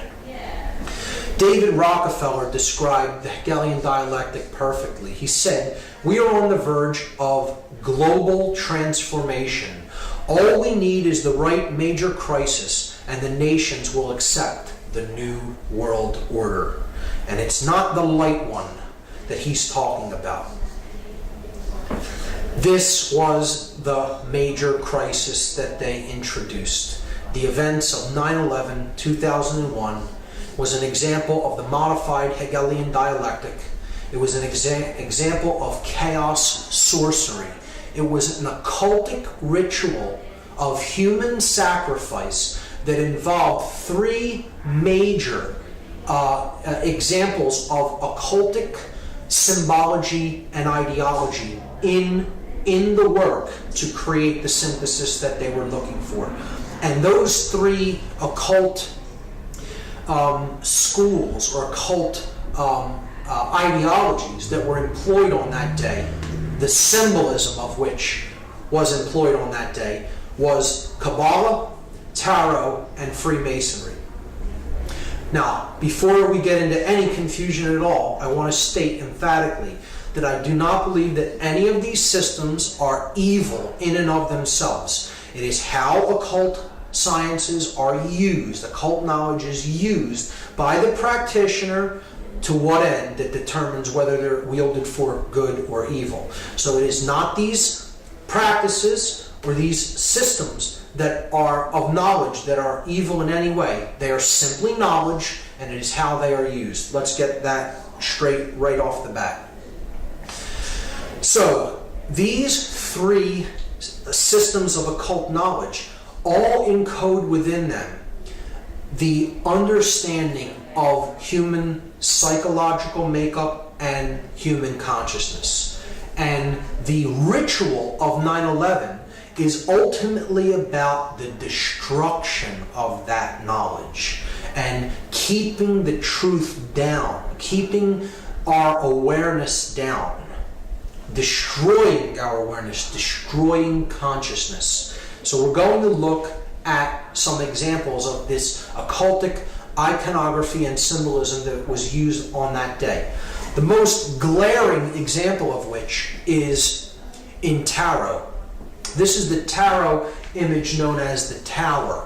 It's a card that represents the end of an old way of things and the birth of a new way of things. It's the destruction of something that is old and worn down and the building of something new in its place. One thing is being cleared to make way for something to be put up in its place. Okay, so that's the tower. It is depicted as being struck by a bolt of lightning, on fire, with people toppling out of the windows. And that is exactly what we saw on the day of 9/11, 2001. We saw towers that were struck by forces.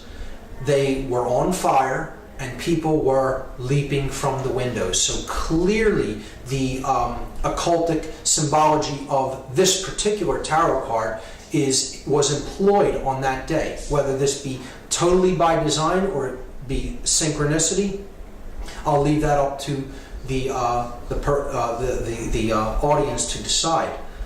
But one of the main things we have to understand how this ritual went into effect is that 2 buildings did not collapse in New York City. 3 buildings came down on that day in New York City alone. Many people still do not know this or understand it, amazingly, because the mainstream media only showed the collapse of this building here to the right only one time and never really showed it again, unless you go on the internet and search for the video of the collapse of World Trade Center number 7. Some people are still unaware that a 3rd building came down at 5:20 p.m. on that day. So we have to understand first that not only the Twin Towers collapsed into their own footprint, but so did Building 7, a 47-story steel, concrete and steel reinforced building, collapsed into its own footprint in approximately 6.5 seconds at 5:20 p.m. on 9/11/2001, when no plane had struck it. So I'm not here to argue the physics of 9/11. I'm not here to even talk about any of the aspects of the how part of 9/11, the physics or the how it happened. I'm much more interested in using my time to discuss the why and the implications of the occultic symbology employed in what I consider a dark occult ritual, a ritual that embodied the modified Hegelian dialectic. And so the first thing to understand is 3 towers came down, 3 pillars, if you will, came down on 9/11, not 2. The first occult system that I'm going to look at in relation to 9/11 is Kabbalah. Kabbalah is an ancient Semitic form of occultism. Judaism takes some of its roots from Kabbalah, and this is the main symbolic structure, or this main symbolic icon of Kabbalism. It is known as the Sephirotic tree of life. This is known as the ladder to God, okay? The levels that go up in consciousness to God. And there are 10 of these spheres on the tree. If you count them, there are 10 total. This is 1, 2, 3, 4, 5, 6, 7, 8, 9, 10. They're known as, these spheres are known as Sephirot. So the 10 Sephirot comprise the tree of life. Now, in the books that describe this symbol, the Sephirotic tree, they're the Zohar and the Sefer Yetzirah. They look at it as that there are only 10 Sephirot. There are not 9 and there are not 11. This is specifically worded into these books. To speak of there as being any more or less Sephirot is considered like a blasphemy in Kabbalah, because there are only 10. So this is where part of the name, the name of the ritual comes from. Not 9, not 11, but yet we have the ritual happens on 9/11. And we'll talk about the occult significances of the numerology as well when we explore that. But in Kabbalah, 9 and 11 are considered blasphemies against the 10 Sephirot, if you speak of there as being any less than 10 or any more than 10. And we also see that the symbolic numbers. The numbers of these buildings are symbolic when we relate the ritual to Kabbalah, because the buildings that came down were the Tower 1, which is the male tower. Okay? It has a phallic symbol on top. This is Tower 1 in the numbering system of the World Trade Center. The feminine tower is Tower number 2. And then this building is World Trade Center 7. So if we add them together, we get 1 plus 2 plus 7, and that equals 10. So we see there are 10 Sephirot. The building numbers total 10. So they're bringing down the 10 in the buildings, and they're bringing down symbolically the 10 Sephirot. You see, in the Sephirot, there are 3 pillars, 3 columns. You have this left-hand path known as the path of severity. You have the right-hand path that is known as the path of mercy. Again, these are corollaries to the Freemasonic pillars. This would be the pillar of mercy, which is Joachim. This is the pillar of severity, or Boaz. And then you have the path of mildness, or the path of will. Will to ascend in consciousness. This sphere representing base consciousness, and this sphere representing cosmic consciousness. Without going into very deep explanations of what each Sephirot represents, just understand that this middle pillar is the synthesis between these two. This represents too much male aspect or control. This could be too much capitulation to control. You can look at it that way, with this path being severity, this path being mercy. You could look at it as this path is not being a controller and also not being a slave. It is not being a dominator nor capitulating to domination. Therefore, the middle way, as it is called in Buddhism, the unification of male and female, the chemical wedding. It is the ascension from base consciousness through connection with conscience, the heart chakra, and attaining cosmic consciousness or higher level awareness, represented as the crown Sephirot. See, if you collapse these in, right? If you were to take these 3 levels and collapse them in right into the middle pillar to bring these dual aspect Sephirot into one, you would see that this really represents the chakra system. The 7 chakras. You would have the base chakra, the sacrum chakra. These 2 comprise the solar plexus chakra, the heart chakra. These 2 comprise the throat chakra. These 2 comprise the third eye chakra, and that comprises the crown chakra. So there's the 7 chakras. All right? And we see that would be on the middle pillar, and it would contain 7 chakras. And again, the middle pillar here is building 7. All correlates perfectly.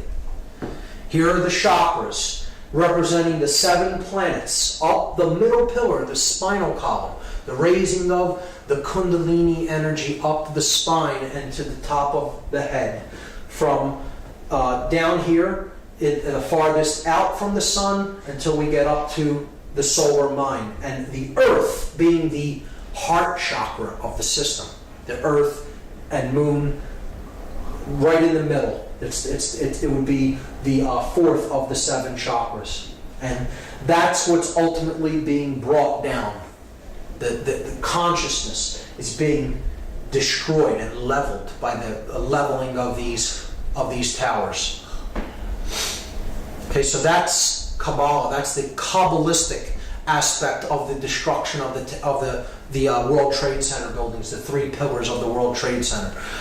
The second occultic tradition, tarot, we see again the columns of Joachim and Boaz. Now, see, they're reversed in this example. They're the same way that they are in the Kabbalistic Sephirotic tree of life. But this is the male pillar, the light pillar, the pillar of mercy. This is the male pillar, because you're looking at the entrance of the temple. See, in the Freemasonic tracing board that we discussed, the light pillar is on this side because you're on the outside of the temple walking in. In this example, you're inside the temple looking toward the outside, and the goddess is seated in the temple and she's veiled from the outside. So if you were to picture yourself walking in from behind her, right, and she's veiled, the Joachim pillar would be to your left. And that is the male pillar, and here we see the male pillar with the phallic symbol. The feminine pillar, see, it's on her right side. This one's on her left side. So you have the feminine pillar, which would represent Boaz. The masculine pillar here would represent Joachim. The middle pillar represents the goddess. Again, it's a sacrifice of the goddess. Once again, we see it happening. Here we see she's the moon goddess. She has the cross on her chest, the cross of the sun, that she carries within, that she gives birth to.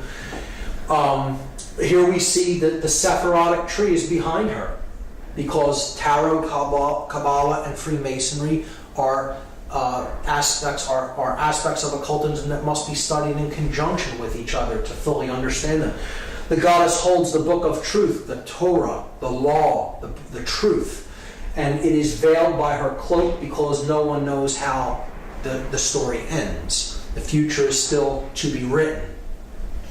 So, in ancient goddess worship traditions, this goddess was known as Tara, T-A-R-A.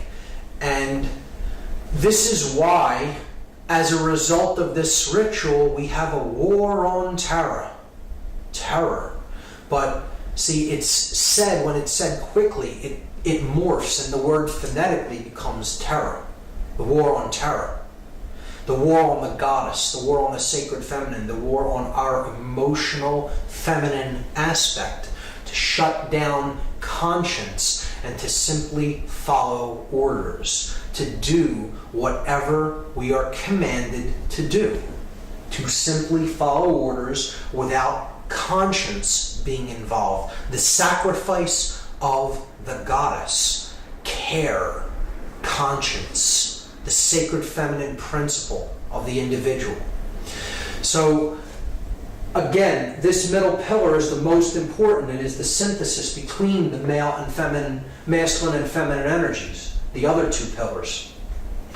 So, the third pillar is the principle of truth, because another name for this goddess in Egyptian tradition was Ta'urt. And Ta'urt's name kind of phonetically morphed until it became Taruth. And this is where we get the word truth out of. Phonetically, the word truth comes from a derivation of this goddess's name. So she is the goddess of truth. Now this is why there is a 9/11 truth movement, because they took too big of a chance in completing the ritual when no plane had hit it. See, a plane was more likely than not scheduled to hit that building, or something was scheduled to hit that building, whether you believe it's planes or whatever you believe actually struck, or the force that was used to bring down those buildings, to me is irrelevant. The buildings did disintegrate. They were brought down, okay? And whether you believe it's controlled demolition or even a more exotic technology is irrelevant as far as I'm concerned. The buildings were brought down, and that's the main thing. And the middle pillar, which represents the goddess, it represents truth, it represents the path to higher consciousness, the unification of the masculine and feminine principles of consciousness within the individual, are being destroyed. Ritualistically, symbolically, we're destroying the sacred feminine. We're destroying care. We're destroying conscience. We're destroying consciousness. We're destroying truth. Okay, that's what the ritual is about. And that is why building 7 had to be brought down. Something went awry in the plan. Whatever was supposed to happen physically to that building didn't happen when it was really scheduled to happen, because clearly these buildings were wired with explosives well in advance of the actual ritual taking place, because that, explosions did happen from within the building and no one could have wired them on that day. So something happened and they could not take it down as they wanted to, but they would not leave the pillar up. Because if they left it there, it would symbolically represent that the will still stands. The will to ascend in consciousness. It would symbolically represent that the truth still stands. That the goddess still stands. And they could not do that. They had to complete the symbolic interpretation of this mass ritual by bringing the middle pillar down, even if nothing had appeared to strike it, and that's why they brought it down at the end of the day. So that is the tarot aspect of it, and how the goddess ties into it. It is a symbolic sacrifice of the sacred feminine, of the goddess, once again. And now a clear example here of the 3 pillars that we've already seen in the Freemasonic tracing board. Again, the masculine or solar pillar of Joachim, the feminine or lunar pillar of Boaz, and then the pillar of Jacob, Jacob's ladder, the middle pillar, the one that gets you through the stargate. Okay, it gets you to the all-seeing eye, right? The all-seeing eye directing the entire operation, right?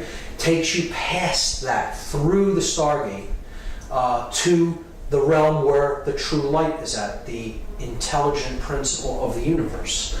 And this middle pillar is the synthesis between these two. So this is thesis, this is antithesis, antithesis, antithesis, and this is synthesis. That's the Hegelian dialectic. You are combining thesis with its antithesis to create the synthesis that you are looking for. And that is the ladder to higher consciousness, to higher ground, so to speak, from which you can see the entire game board. You can see the whole floor of the house, as they call it in Freemasonry. You're seeing it from a higher level perspective, and from that, a controller can play 2 sides off against each other. See, the one who achieves this level, the highest ground, the 3rd pillar, the middle pillar, really sees things that one in base consciousness from the lower perspective, the dual perspective, cannot see things from. So they can be easily played off like a puppet master playing off two puppets on strings against each other. So that's how the Hegelian dialectic works, and that's exactly how they used this event. They're playing off 2 sides against each other, the Christian nations against the Muslim nations, when in fact, those who want the synthesis created the whole thing. They orchestrated the entire thing. And they got their synthesis, rushing off into wars with countries that really did not have anything to do with the events of that day, because it was a highly orchestrated occultic event controlled by the hidden sorcerers from behind the scenes, and this entire operation was directed from that all-seeing eye, the Pentagon. So bringing down the middle pillar at the end here could represent, well, once a puppet master climbs up to a higher level to control 2 sides against each other, he has to destroy his ladder so no one can come up to reach him where he's at to discover that he's the one pulling the strings. See, in that symbolic context, that's why they destroy the middle pillar there. So in any context, it works. To understand also in Freemasonry, Hiram Abiff is a representation of truth or conscience, right? He is the middle pillar here. He is the grand architect of Solomon's temple, the greater architect. Hiram, king of Tyre, being the lesser architect, representing the square. Hiram-Abiff represents this G in the middle, the grand architect. He is the grand architect for Solomon, who represents the compass on the Masonic compass and square. So he is also a manifestation of the truth that is the synthesis between the male and female aspects. See, and he's wearing a blindfold. Truth is blind. And again, it could symbolize an initiate who is initially blind, and then he gradually becomes the all-seeing eye through his ascent to the higher level of awareness. He begins on the floor of the house, blind to the light. He ends up at the all-seeing eye. Again, a symbolic understanding of consciousness as a journey from darkness into light. And this, again, is a representation of these pillars are a representation of the Temple of Solomon. And the original Temple of Solomon is the Giza complex. These pyramids are the mystery tradition's embodiment of the temple in man. That's what they were representing then. And the buildings in New York City are a rebuilding of this symbolic temple in New York City. Just like they were built in Giza, like the Temple of Solomon was built in Jerusalem, and then it was razed to the ground, and another version was built. It was rebuilt in New York City symbolically, and then it was destroyed again. And now they're planning on building another Temple of Solomon on the ground where the World Trade Center was destroyed. But they're doing it in a very different way this time, which we'll understand when we get to that slide. But see, Hiram-Abiff, the ritual of becoming a Master Mason is about Hiram-Abiff's ritual murder. And he says that he refuses to give the secrets of Freemasonry. He refuses to give the secret word of the Master Mason. He says, I will not give it to these ruffians who are accosting me. They want to know the word without doing the work. So he is ultimately slain by these ruffians for not giving the word, but he only tells them that you'll know the word of the Master Mason when the temple is rebuilt. This is a symbol that the temple in man, the brain, is ultimately in a state of total disrepair. It's been destroyed through manipulation and control and taking people's consciousness down to lower and lower levels and just completely being conditioned and accepting falsities as truths and refusing to accept truths as what is. So Hiram-Abiff, as a representative and a servant of truth, refuses to capitulate to domination or become a dominator, and he is slain ritualistically for it. This is a representation of the aspect of consciousness that is base consciousness being slain and it being reborn through a connection to conscience as the widow's son. See, the widow's son is who Hiram-Abiff is. And this is the son, again, of the limbic brain, the mother aspect, the feminine aspect, who does not have a male counterpart because the reptile complex, the base brain, has been put into check by our intuitive side and our conscience. So then the male child of proper moral action, the unified neocortex, is born of the widow, the mother without the father or the virgin birth. It's the Christ story retold in a different way. The widow's son is born. The unified neocortex bears the person of proper moral action because they're being born of the intuitive feminine part of the brain, and the male dominator reptilian part of the brain has fallen away. He's fallen dead. Okay, so that's what the story of Hiram-Abiff is about. And he's saying to the ruffians, those in base consciousness who threatened to kill him for not giving the secrets of Freemasonry, you'll know the word when the temple here is rebuilt. And the word, the lost word of Freemasonry is equilibrium. That is the lost word. because equilibrium is what we're striving for between the hemispheres of our brain and the masculine and feminine polarities that are indwelling within us. So they have to come to a state of equilibrium, and then the temple will be rebuilt. The brain will operate in global coherence across both brain hemispheres, and the third eye will be opened, and cosmic consciousness will be awakened. That is what this story is about, and that is what the ritual murder of Hiram Abiff is about. And we'll keep that in mind when we understand that there is a new temple being built on the ruins of the old temple in New York City. Again, the complex of the World Trade Center is a symbolic representation of the original Temple of Solomon, the pyramid complex at Giza.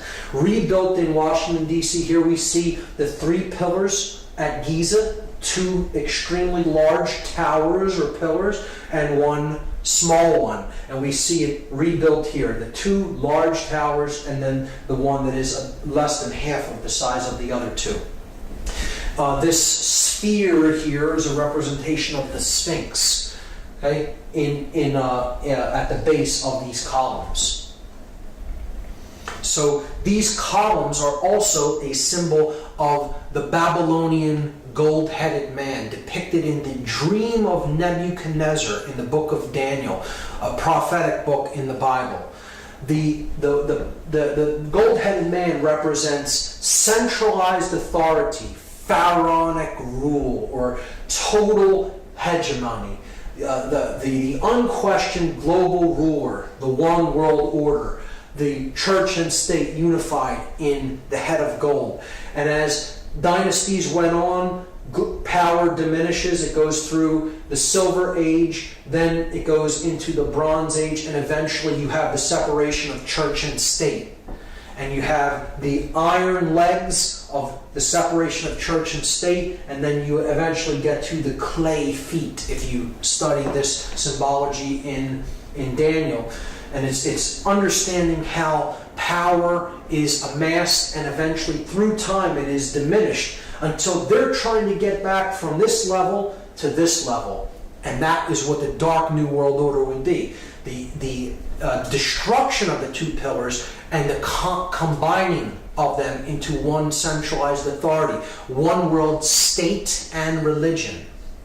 That's what the New World Order ultimately is about, the dark New World Order. So they're destroying these 2 iron legs. They're destroying the iron legs of the Babylonian gold-headed man to try to get back to one centralized authority of church and state. These pillars could be seen symbolically as church and state being destroyed.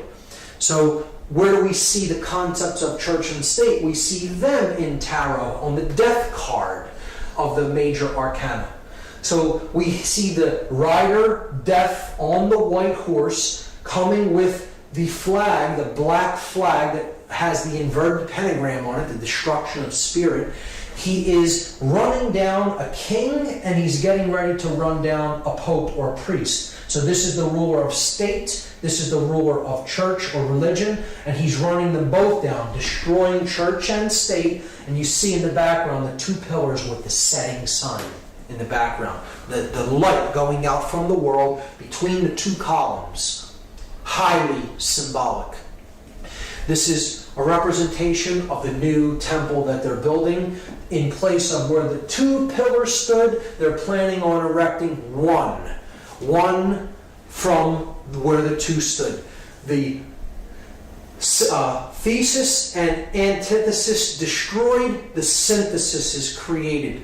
The phallic symbol, the one male phallic symbol, erected in place where the symbols of church and state symbolically once stood. You know, obviously they weren't buildings that really represented that, but they're symbolic analogs to these concepts. And putting the 1 pillar up in the place where the 2 stood is the rebuilding of the destroyed Temple of Solomon in New York. The sun and the moon, and now only the sun or phallic symbol, the male tower, remains. That is what 9/11 was about. Incidentally, the Freedom Tower is what that building is going to be called, and it's scheduled for completion in the year 2012. I'm sure to correlate with other dark prophecies of apocalypse or Armageddon, and which isn't what I see 2012 as being at all. I see it really being the birth of consciousness, because they're not able to put consciousness down. Their ritual failed. There is hope in the fact that the Building 7 stood, and they had to bring it down and essentially screwed up the entire thing by really making people come online and understand that this was an inside job and this was an occult ritual, by bringing down that middle pillar when nothing had hit it. So that was the ultimate mistake in this whole ritual enactment, and as far as I'm concerned, they did not fulfill the agenda that they were trying to fulfill by this ritual being enacted. Instead, they initiated a great awakening within the human population. As the researcher Michael Tessarian is fond of saying, did 9/11 shake us up, or did it? So now, just as we did with the reverse of the Great Seal on the back of the $1 bill, I'm going to examine the gematria, the occultic numerology involved in the 9/11 event.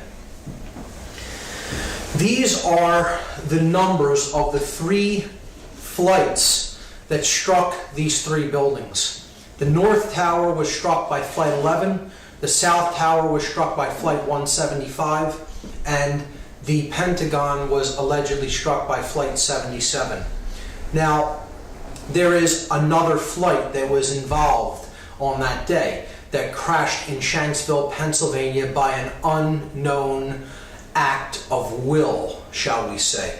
And this was Flight 93, and it is my contention that Flight 93 was indeed headed for World Trade Center number 7, Building 7 of the Trade Center, not to Washington, D.C., as is claimed.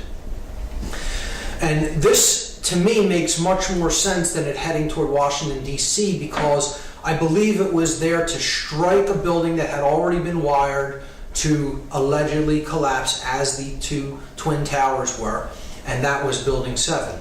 And the flight not making it to that building meant that they had to make a decision about whether to pull that building or to allow it to stand, and we know what they chose. So I'm going to place 93 over Building 7, and at first this would seem like a very arbitrary arrangement of numbers, and that these numbers don't have any commonalities to them, until we begin to perform gematria upon them. And then we see a very clear pattern emerge.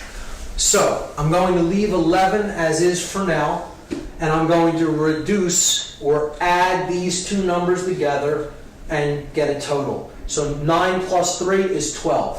1 plus 7 plus 5 is 13, and 7 plus 7 is 14. So now, the 4 of the floor planes, we have a clear pattern. We have the pattern 11, 12, 13, and 14. And we can further reduce those down to 1 digit. We add 1 plus 1 and we get 2. 1 plus 2 is 3. 1 plus 3 is 4. 1 plus 4 is 5. So we have the pattern 2, 3, 4, 5. When we add those together, 2 plus 3 plus 4 plus 5, we get the total 14. And again, there's that symbolic number again that totals 5, that is about the 5 elements: earth, air, water, fire, and spirit. But it is the separation of them, the 1 and the 4, the spirit and then the 4 elements. This is the 14th level of that pyramid, where the light is at, the 13 levels of stone, and then the light at the top, the 14th level. So look at the 9/11 date, 9/11/2001. You add up all of these numbers, 9 plus 1 plus 1 plus 2 plus 1 in 2001, and you get 14 again. So not only is it the date, it's the powers that did the act. Okay? The 4 planes totaled to 14. Their digits all totaled make 14. So the powers that performed this act are the 14, and this correlates with the 14th level of this pyramid, or the illuminated ones, the sorcerers behind the scenes that are manipulating the events of the world. So we have this arrangement on the building: 77 at the Pentagon, 11 at the North Tower, 175 at the South Tower, 93 at Building 7. If we add the two planes that struck these towers together, we get the number 186. 175 plus 11 is 186. Now, these are the planes that struck the twin towers, the North and South Tower. What if we equally distribute that number between the two buildings by dividing it into two? 186 divided by 2 is 93. So there is 93, 93, 93 on every building, and we've already seen what 93 represents. It represents the will to ascend out of illusion, out of base consciousness, and into cosmic awareness or higher levels of consciousness. 93 is the number of willpower and of love. It is essentially the same force, the force that expands consciousness, love, or will to ascend, to put what we think and feel into action, to use our willpower. So we are left with only two numbers that symbolically represent the events of this day, 77 and 93. And these are two extremely significant occult numbers in numerology, because they represent two completely different concepts. And we have to look at these two numbers as they relate to a third number, the number 777, which we've already seen is the number of God, or completion, or perfection. We saw that earlier. The 7 chakras, the 7 planets that can be seen with the naked eye, tripled for the 3 aspects of consciousness, unified as one to total 3. Again, it's the number of God, the number of completion, or the number of perfection. 93 in relation to this number 777. Just like 777 totals 21, which totals 3, 93 totals 12, which reduces to 3. So they equal the same thing, which means they equal the same. They mean the same thing. So love is 93. Will is the concept of 93. It is the number of ascension. So all of these ideas are the same. They mean the same thing. In gematria, when numerological additions total the same value, the words that they represent really mean the same thing. So 93 is 777, is love, is will, is ascension, is God, is completion, is perfection. These are all the same concept. The number 77 is very significant. It is the 14. It is the dark aspect of that light in the triangle, the ego, the all-seeing eye that is identified with building that pyramid upward, the physical form, the physical world, ruling, control, sorcery. It is the force of chaos. The number 77 represents chaos in all forms of occultism. It represents the sorcerer. It is the sorcerer's number. And it is the number of the beast in disguise. Why is that? Because if you fail, even if you succeed in one of the other two aspects of consciousness, in thought and emotion but not action, or in thought and action but no emotion, in the example of a sorcerer has no emotion, or even in emotion and action but with no thought, that is base consciousness. That is the beast. You have not arrived at the 777. You have only arrived at the 77, which is 2/3 of completion, or it is 14 out of 21, 2/3, right? And this reduces in decimal to 0.666, repeating. So it is the number of the beast in disguise. The sorcerer is the beast. And this is encoded on the 3rd degree tracing board of Freemasonry. Here you see the tools that slayed Hiram Abiff. He is finally struck with the mallet, representing ignorance, the light going out, the third eye being struck, put into the coffin, okay? The coffin is the spirit, where Hiram Abiff, the hey in Hebrew, representing 555, Hiram Abiff's number. He is in his coffin because he is the spirit, he is the truth, he is the light, and he is the skull and bones is placed on top of the coffin, symbolic of the sorcerer.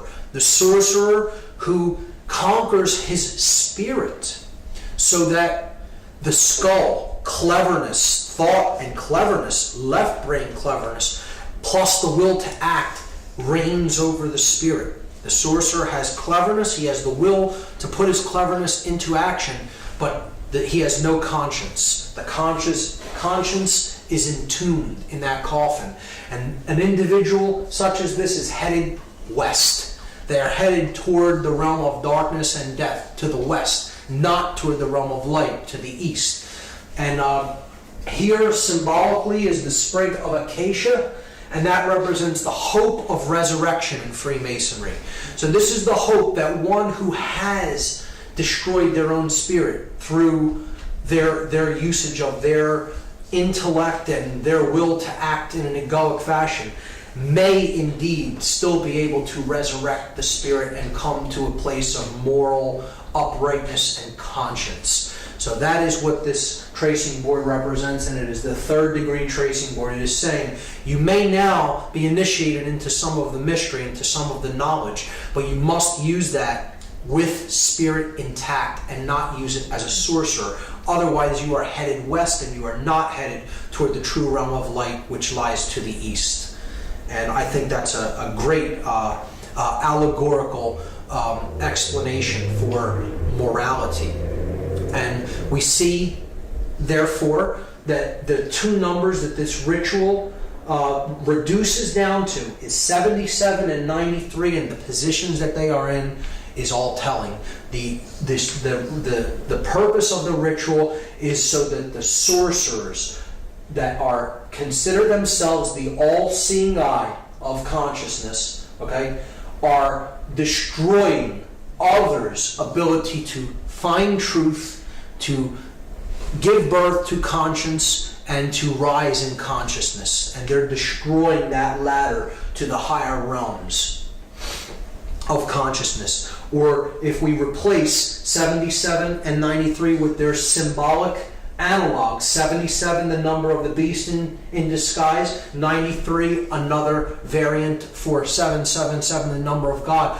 Look at what this ritual is really about symbolically. It is about the beast reigning above God, the beast becoming God and destroying God. That's what it's ultimately about. That's how dark this ritual really is. It is about the ego and illusion conquering the spirit and conquering higher consciousness. We can see that it is encoded in the date itself. 9/11 reduces to 9/2. We're just adding the two ones together. And there we have symbolically the entire ritual encapsulated in the name. 9/11 is 92. See, it is not 93. It's one short of love, of ascension, of will, of God. It is falling short of the divine. That's what this whole event was about. That the idea that human will is falling short, and now the time of the beast is upon us. See, 92 out of 93, falling short of love, will, ascension, God, is reduces to 11 out of 12, which reduces to 2 out of 3, which again is the number of base consciousness. It is the number of the beast when it is reduced to its decimal format. And that's what the whole ritual of 9/11 was ultimately all about. It is about the destruction of the ladder to God, bringing down the Kabbalistic tree of life, the 10 Sephirot, 1, 2, and 7, bringing them down to destroy the ladder with which we can use to ascend in consciousness. It is about the destruction of the truth and the goddess, a human sacrifice ritual. Those people were ritualistically sacrificed in this evil doing. And it is about the destruction of the sacred feminine, of care, of truth. Another ritual to immolate the goddess of care. The goddess that represents the earth, Terra. Again, you hear politicians say, if you are not with us, you are with the terrorists. Tara, the goddess, the Mother Earth. Terra is the name for earth. If you're not with us, you're with those who side with the earth and the Mother Goddess, right?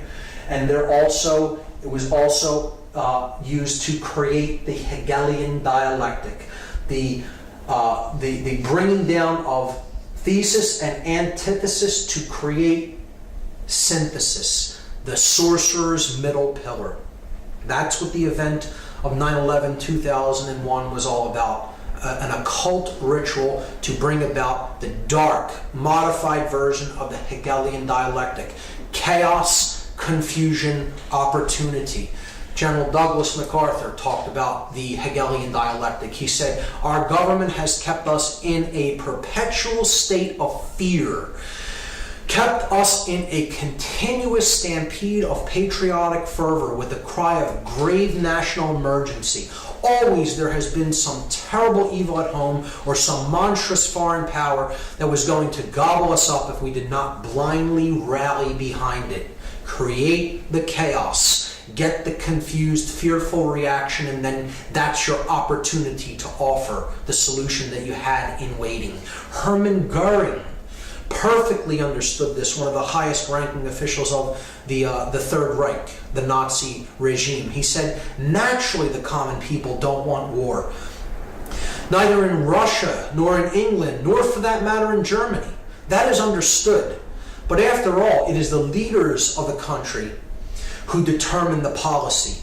And it is always a simple matter to drag the people along, whether it is a democracy, a fascist dictatorship, a parliament, or a communist dictatorship. Voice or no voice, the people can always be brought to the bidding of the leaders. That is easy. All you have to do is tell them they are being attacked and denounce the peacemakers for lack of patriotism and exposing the country to danger. It works the same in any country. And that is what we saw on 9/11. Except it wasn't just telling the people that they were attacked. This is what Hitler did. Hitler burned his own Reichstag building, the German parliamentary building in Germany. And he blamed it on the communists, even though his Gestapo really did the fire. They lit the fires at the Reichstag, and he blamed it on the communists as an act to usurp more political power and be appointed as Supreme Chancellor. Goering was describing the Hegelian dialectic exactly. Benjamin Franklin made this statement: those who would give up essential liberty to purchase a little temporary safety deserve neither liberty nor safety. And we have neither as a result of going along with this witch hunt and this hunting for the boogeyman that perpetuated 9/11, because Middle Eastern terrorists did not do this event.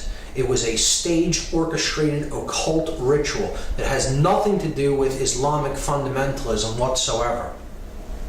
Voltaire said that those who can make you believe absurdities can make you commit atrocities. If you go along with what simply is not true, you can be led into any number of atrocious actions. And Really, that's what the ritual was all about, to keep us in a perpetual state of fear so that we are easier to control. And that's what the whole fear of terrorism and the terror alert system is all about.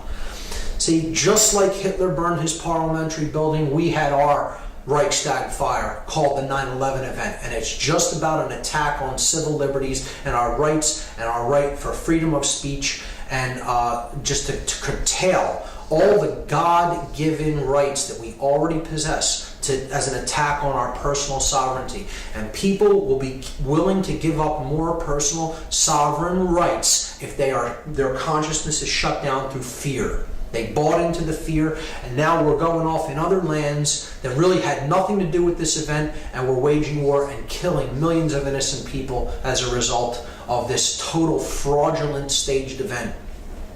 And these are the atrocities that we're committing because we've believed in this absurdity. The murder of children, torture, now seen as acceptable in many circles, absolutely reprehensible actions perpetrated upon people that do not deserve to be treated like animals, which is what they're doing to many of the prisoners that they're holding in oftentimes secret prison camps. And it's just a further perpetuation of suffering and fear into the world that is a self-perpetuating cycle and creates more and more of the same dynamic: fear, disorder, chaos. That's what the whole event was about. Encapsulated in the 33rd degree of the 33rd degree of the Order of Freemasonry is this symbol, the double-headed eagle, which represents he who sees the past and the future, because ultimately the same force is controlling both and directing both. And it's about order out of chaos. Deus meum quae jus is a Latin phrase that means God and my right. God and my right, like the divine right of kings. And ordo ab chaos, another emblem of the 33rd degree, chaos, sorcery. Our brand of order out of our brand of chaos. Now there is a positive interpretation of this emblem and of the phrase ordo ab chaos. Order does indeed arise from chaotic situations when you look at putting water into a vessel and taking it from one level up to a higher level. That is the way consciousness ascends. It has to be a chaotic event, but then it comes up to a higher level and then it maintains equilibrium and order again. So that is a way of seeing this principle as in a positive way, but in this event, certainly dark occultists manipulating sorcerers are orchestrating this event as an example of chaos sorcery, chaos magic, to bring about their Hegelian dialectical order out of the chaotic events that they themselves orchestrated. And that is the final method of manipulation. So now, the last thing I'm going to do in part 2 is talk about what is the globalist esoteric agenda. What is the ultimate agenda that the globalists want to see brought about? Why are they doing all of these things? Why all of this manipulation and mind control? What is the end game? What is the end result of what they're trying to accomplish? What is their agenda? And J. Edgar Hoover, former FBI director, made this statement: the individual is handicapped by coming face to face with a conspiracy so monstrous he cannot believe it exists. The American mind simply has not come to a realization of the evil which has been introduced into our midst. It rejects even the assumption that human creatures could espouse a philosophy which must ultimately destroy all that is good and decent. See, this is why we're in such denial, why we're in such cognitive dissonance about all of this. People will say, I don't care if I had absolute definitive proof that this is exactly what happened and how it happened.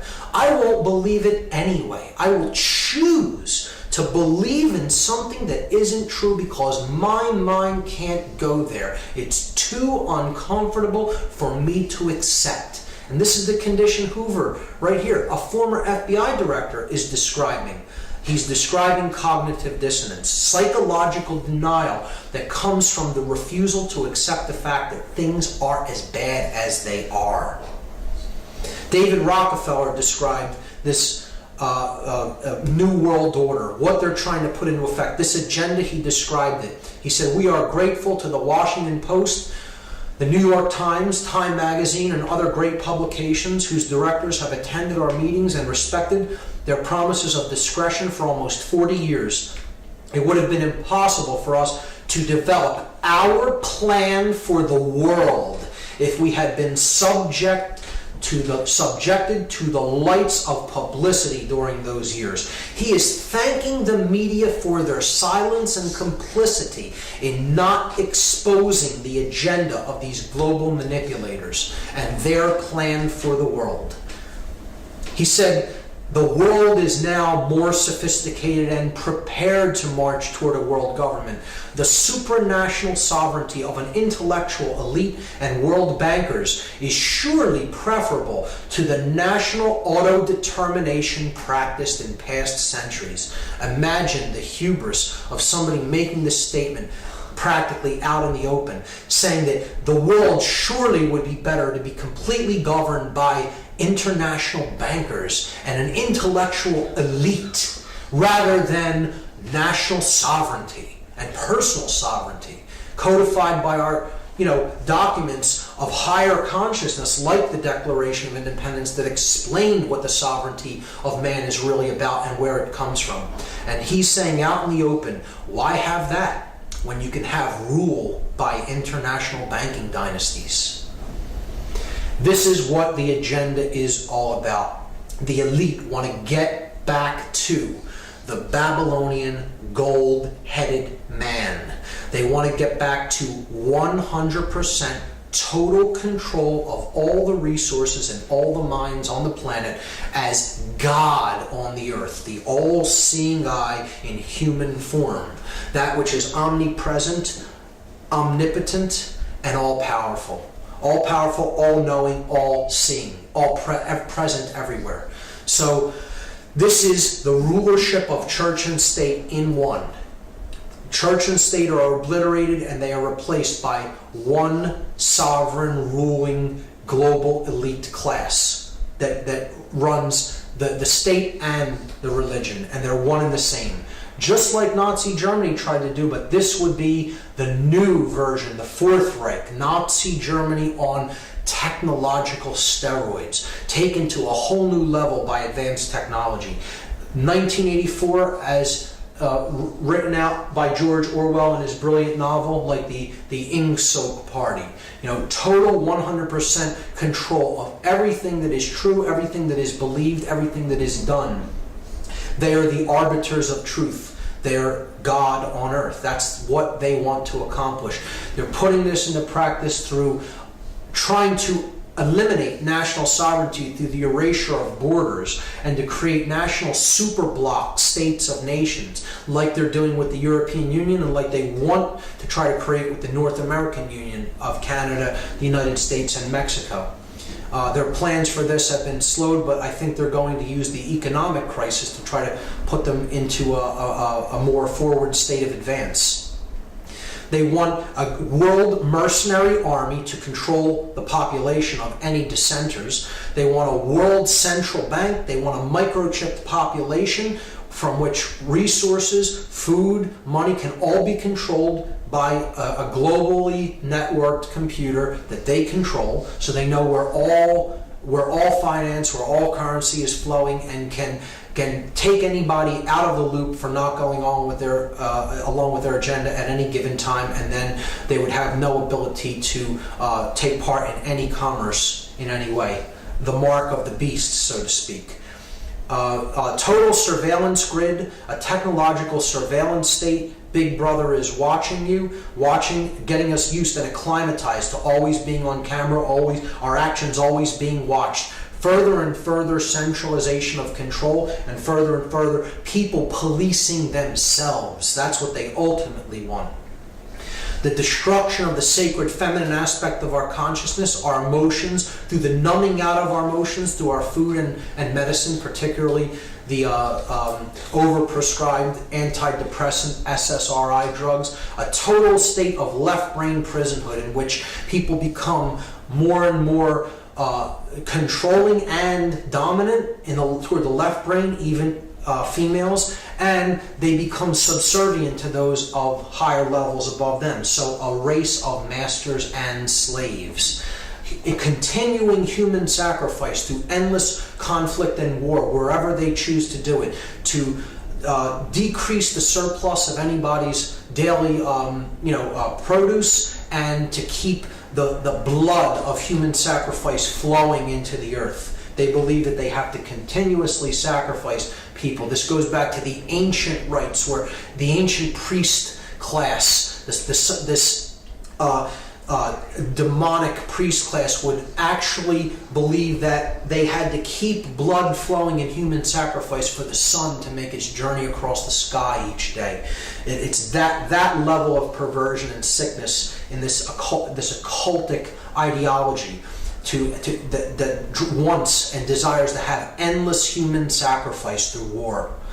To have a population of completely disconnected from spirit individuals that are completely hypnotized, shut down in consciousness, totally blindfolded, have the blinders on, and have become pure sheep. They've become their own sheepdog. They police themselves, and they have become golems. They've become creatures, literally creatures without actual consciousness of their own, that are completely programmable and are owned by someone else. They're totally created beings that are made by someone else. See, that's the definition of a god, is it not? It's a being that is capable of creating another being in its own image and likeness. And that's what they want to create. They want to create a being that looks like that. That's how they look inside. That's how much they rage against what is. They are actually that golem on the inside, and they want to create that in the external world, because that is how they ultimately feel about themselves and the world. Julian Huxley described this total scientific dictatorship. He said that a really efficient totalitarian state would be one in which the all-powerful executive of political bosses and their army of managers control a population of slaves who do not have to be coerced because they love their servitude. This is a person who studied eugenics and mind control, and he was explaining what the New World Order that they're trying to build really is. Slaves that love their enslavement because they have become so dependent on the big daddy state. What this all boils down to, once again, the New World Order is about human enslavement. It is about slavery, a society of perfect evil. Perfected evil is the state when every being in a society is both simultaneously a master and a slave. They have subordinates under them, which they dominate, push around, and are masters of, while simultaneously they follow orders from an elite class above them, and so they are subjugated and enslaved to a hierarchy above that. And it just goes on and on up the chain. No one is free in a society of total human enslavement, no matter how high they are on the hierarchy, because ultimately you can get to the highest level in a physical body and physical form, and ultimately they are serving the dark force of consciousness. They are ultimately enslaved by their own fear. They are ultimately enslaved by their own ego, and they are ultimately enslaved by illusion. The belief that you can or have a right to attempt to control anyone or anything outside of your own thoughts, your own emotions, and your own actions, because that's the only thing you have any right to control, and that's the only thing you can control. Everything else is an illusion, and if you attempt to control, you are ultimately enslaving yourself. There is no such thing as control in the three-dimensional reality. There is no such thing as authority here in this realm. Authority does not exist in this realm. There is only one authority, and no man is it. This system, this new world order, is destined to fail for that very reason. You cannot go against what is. You cannot expect to stand up to the force of creation and win.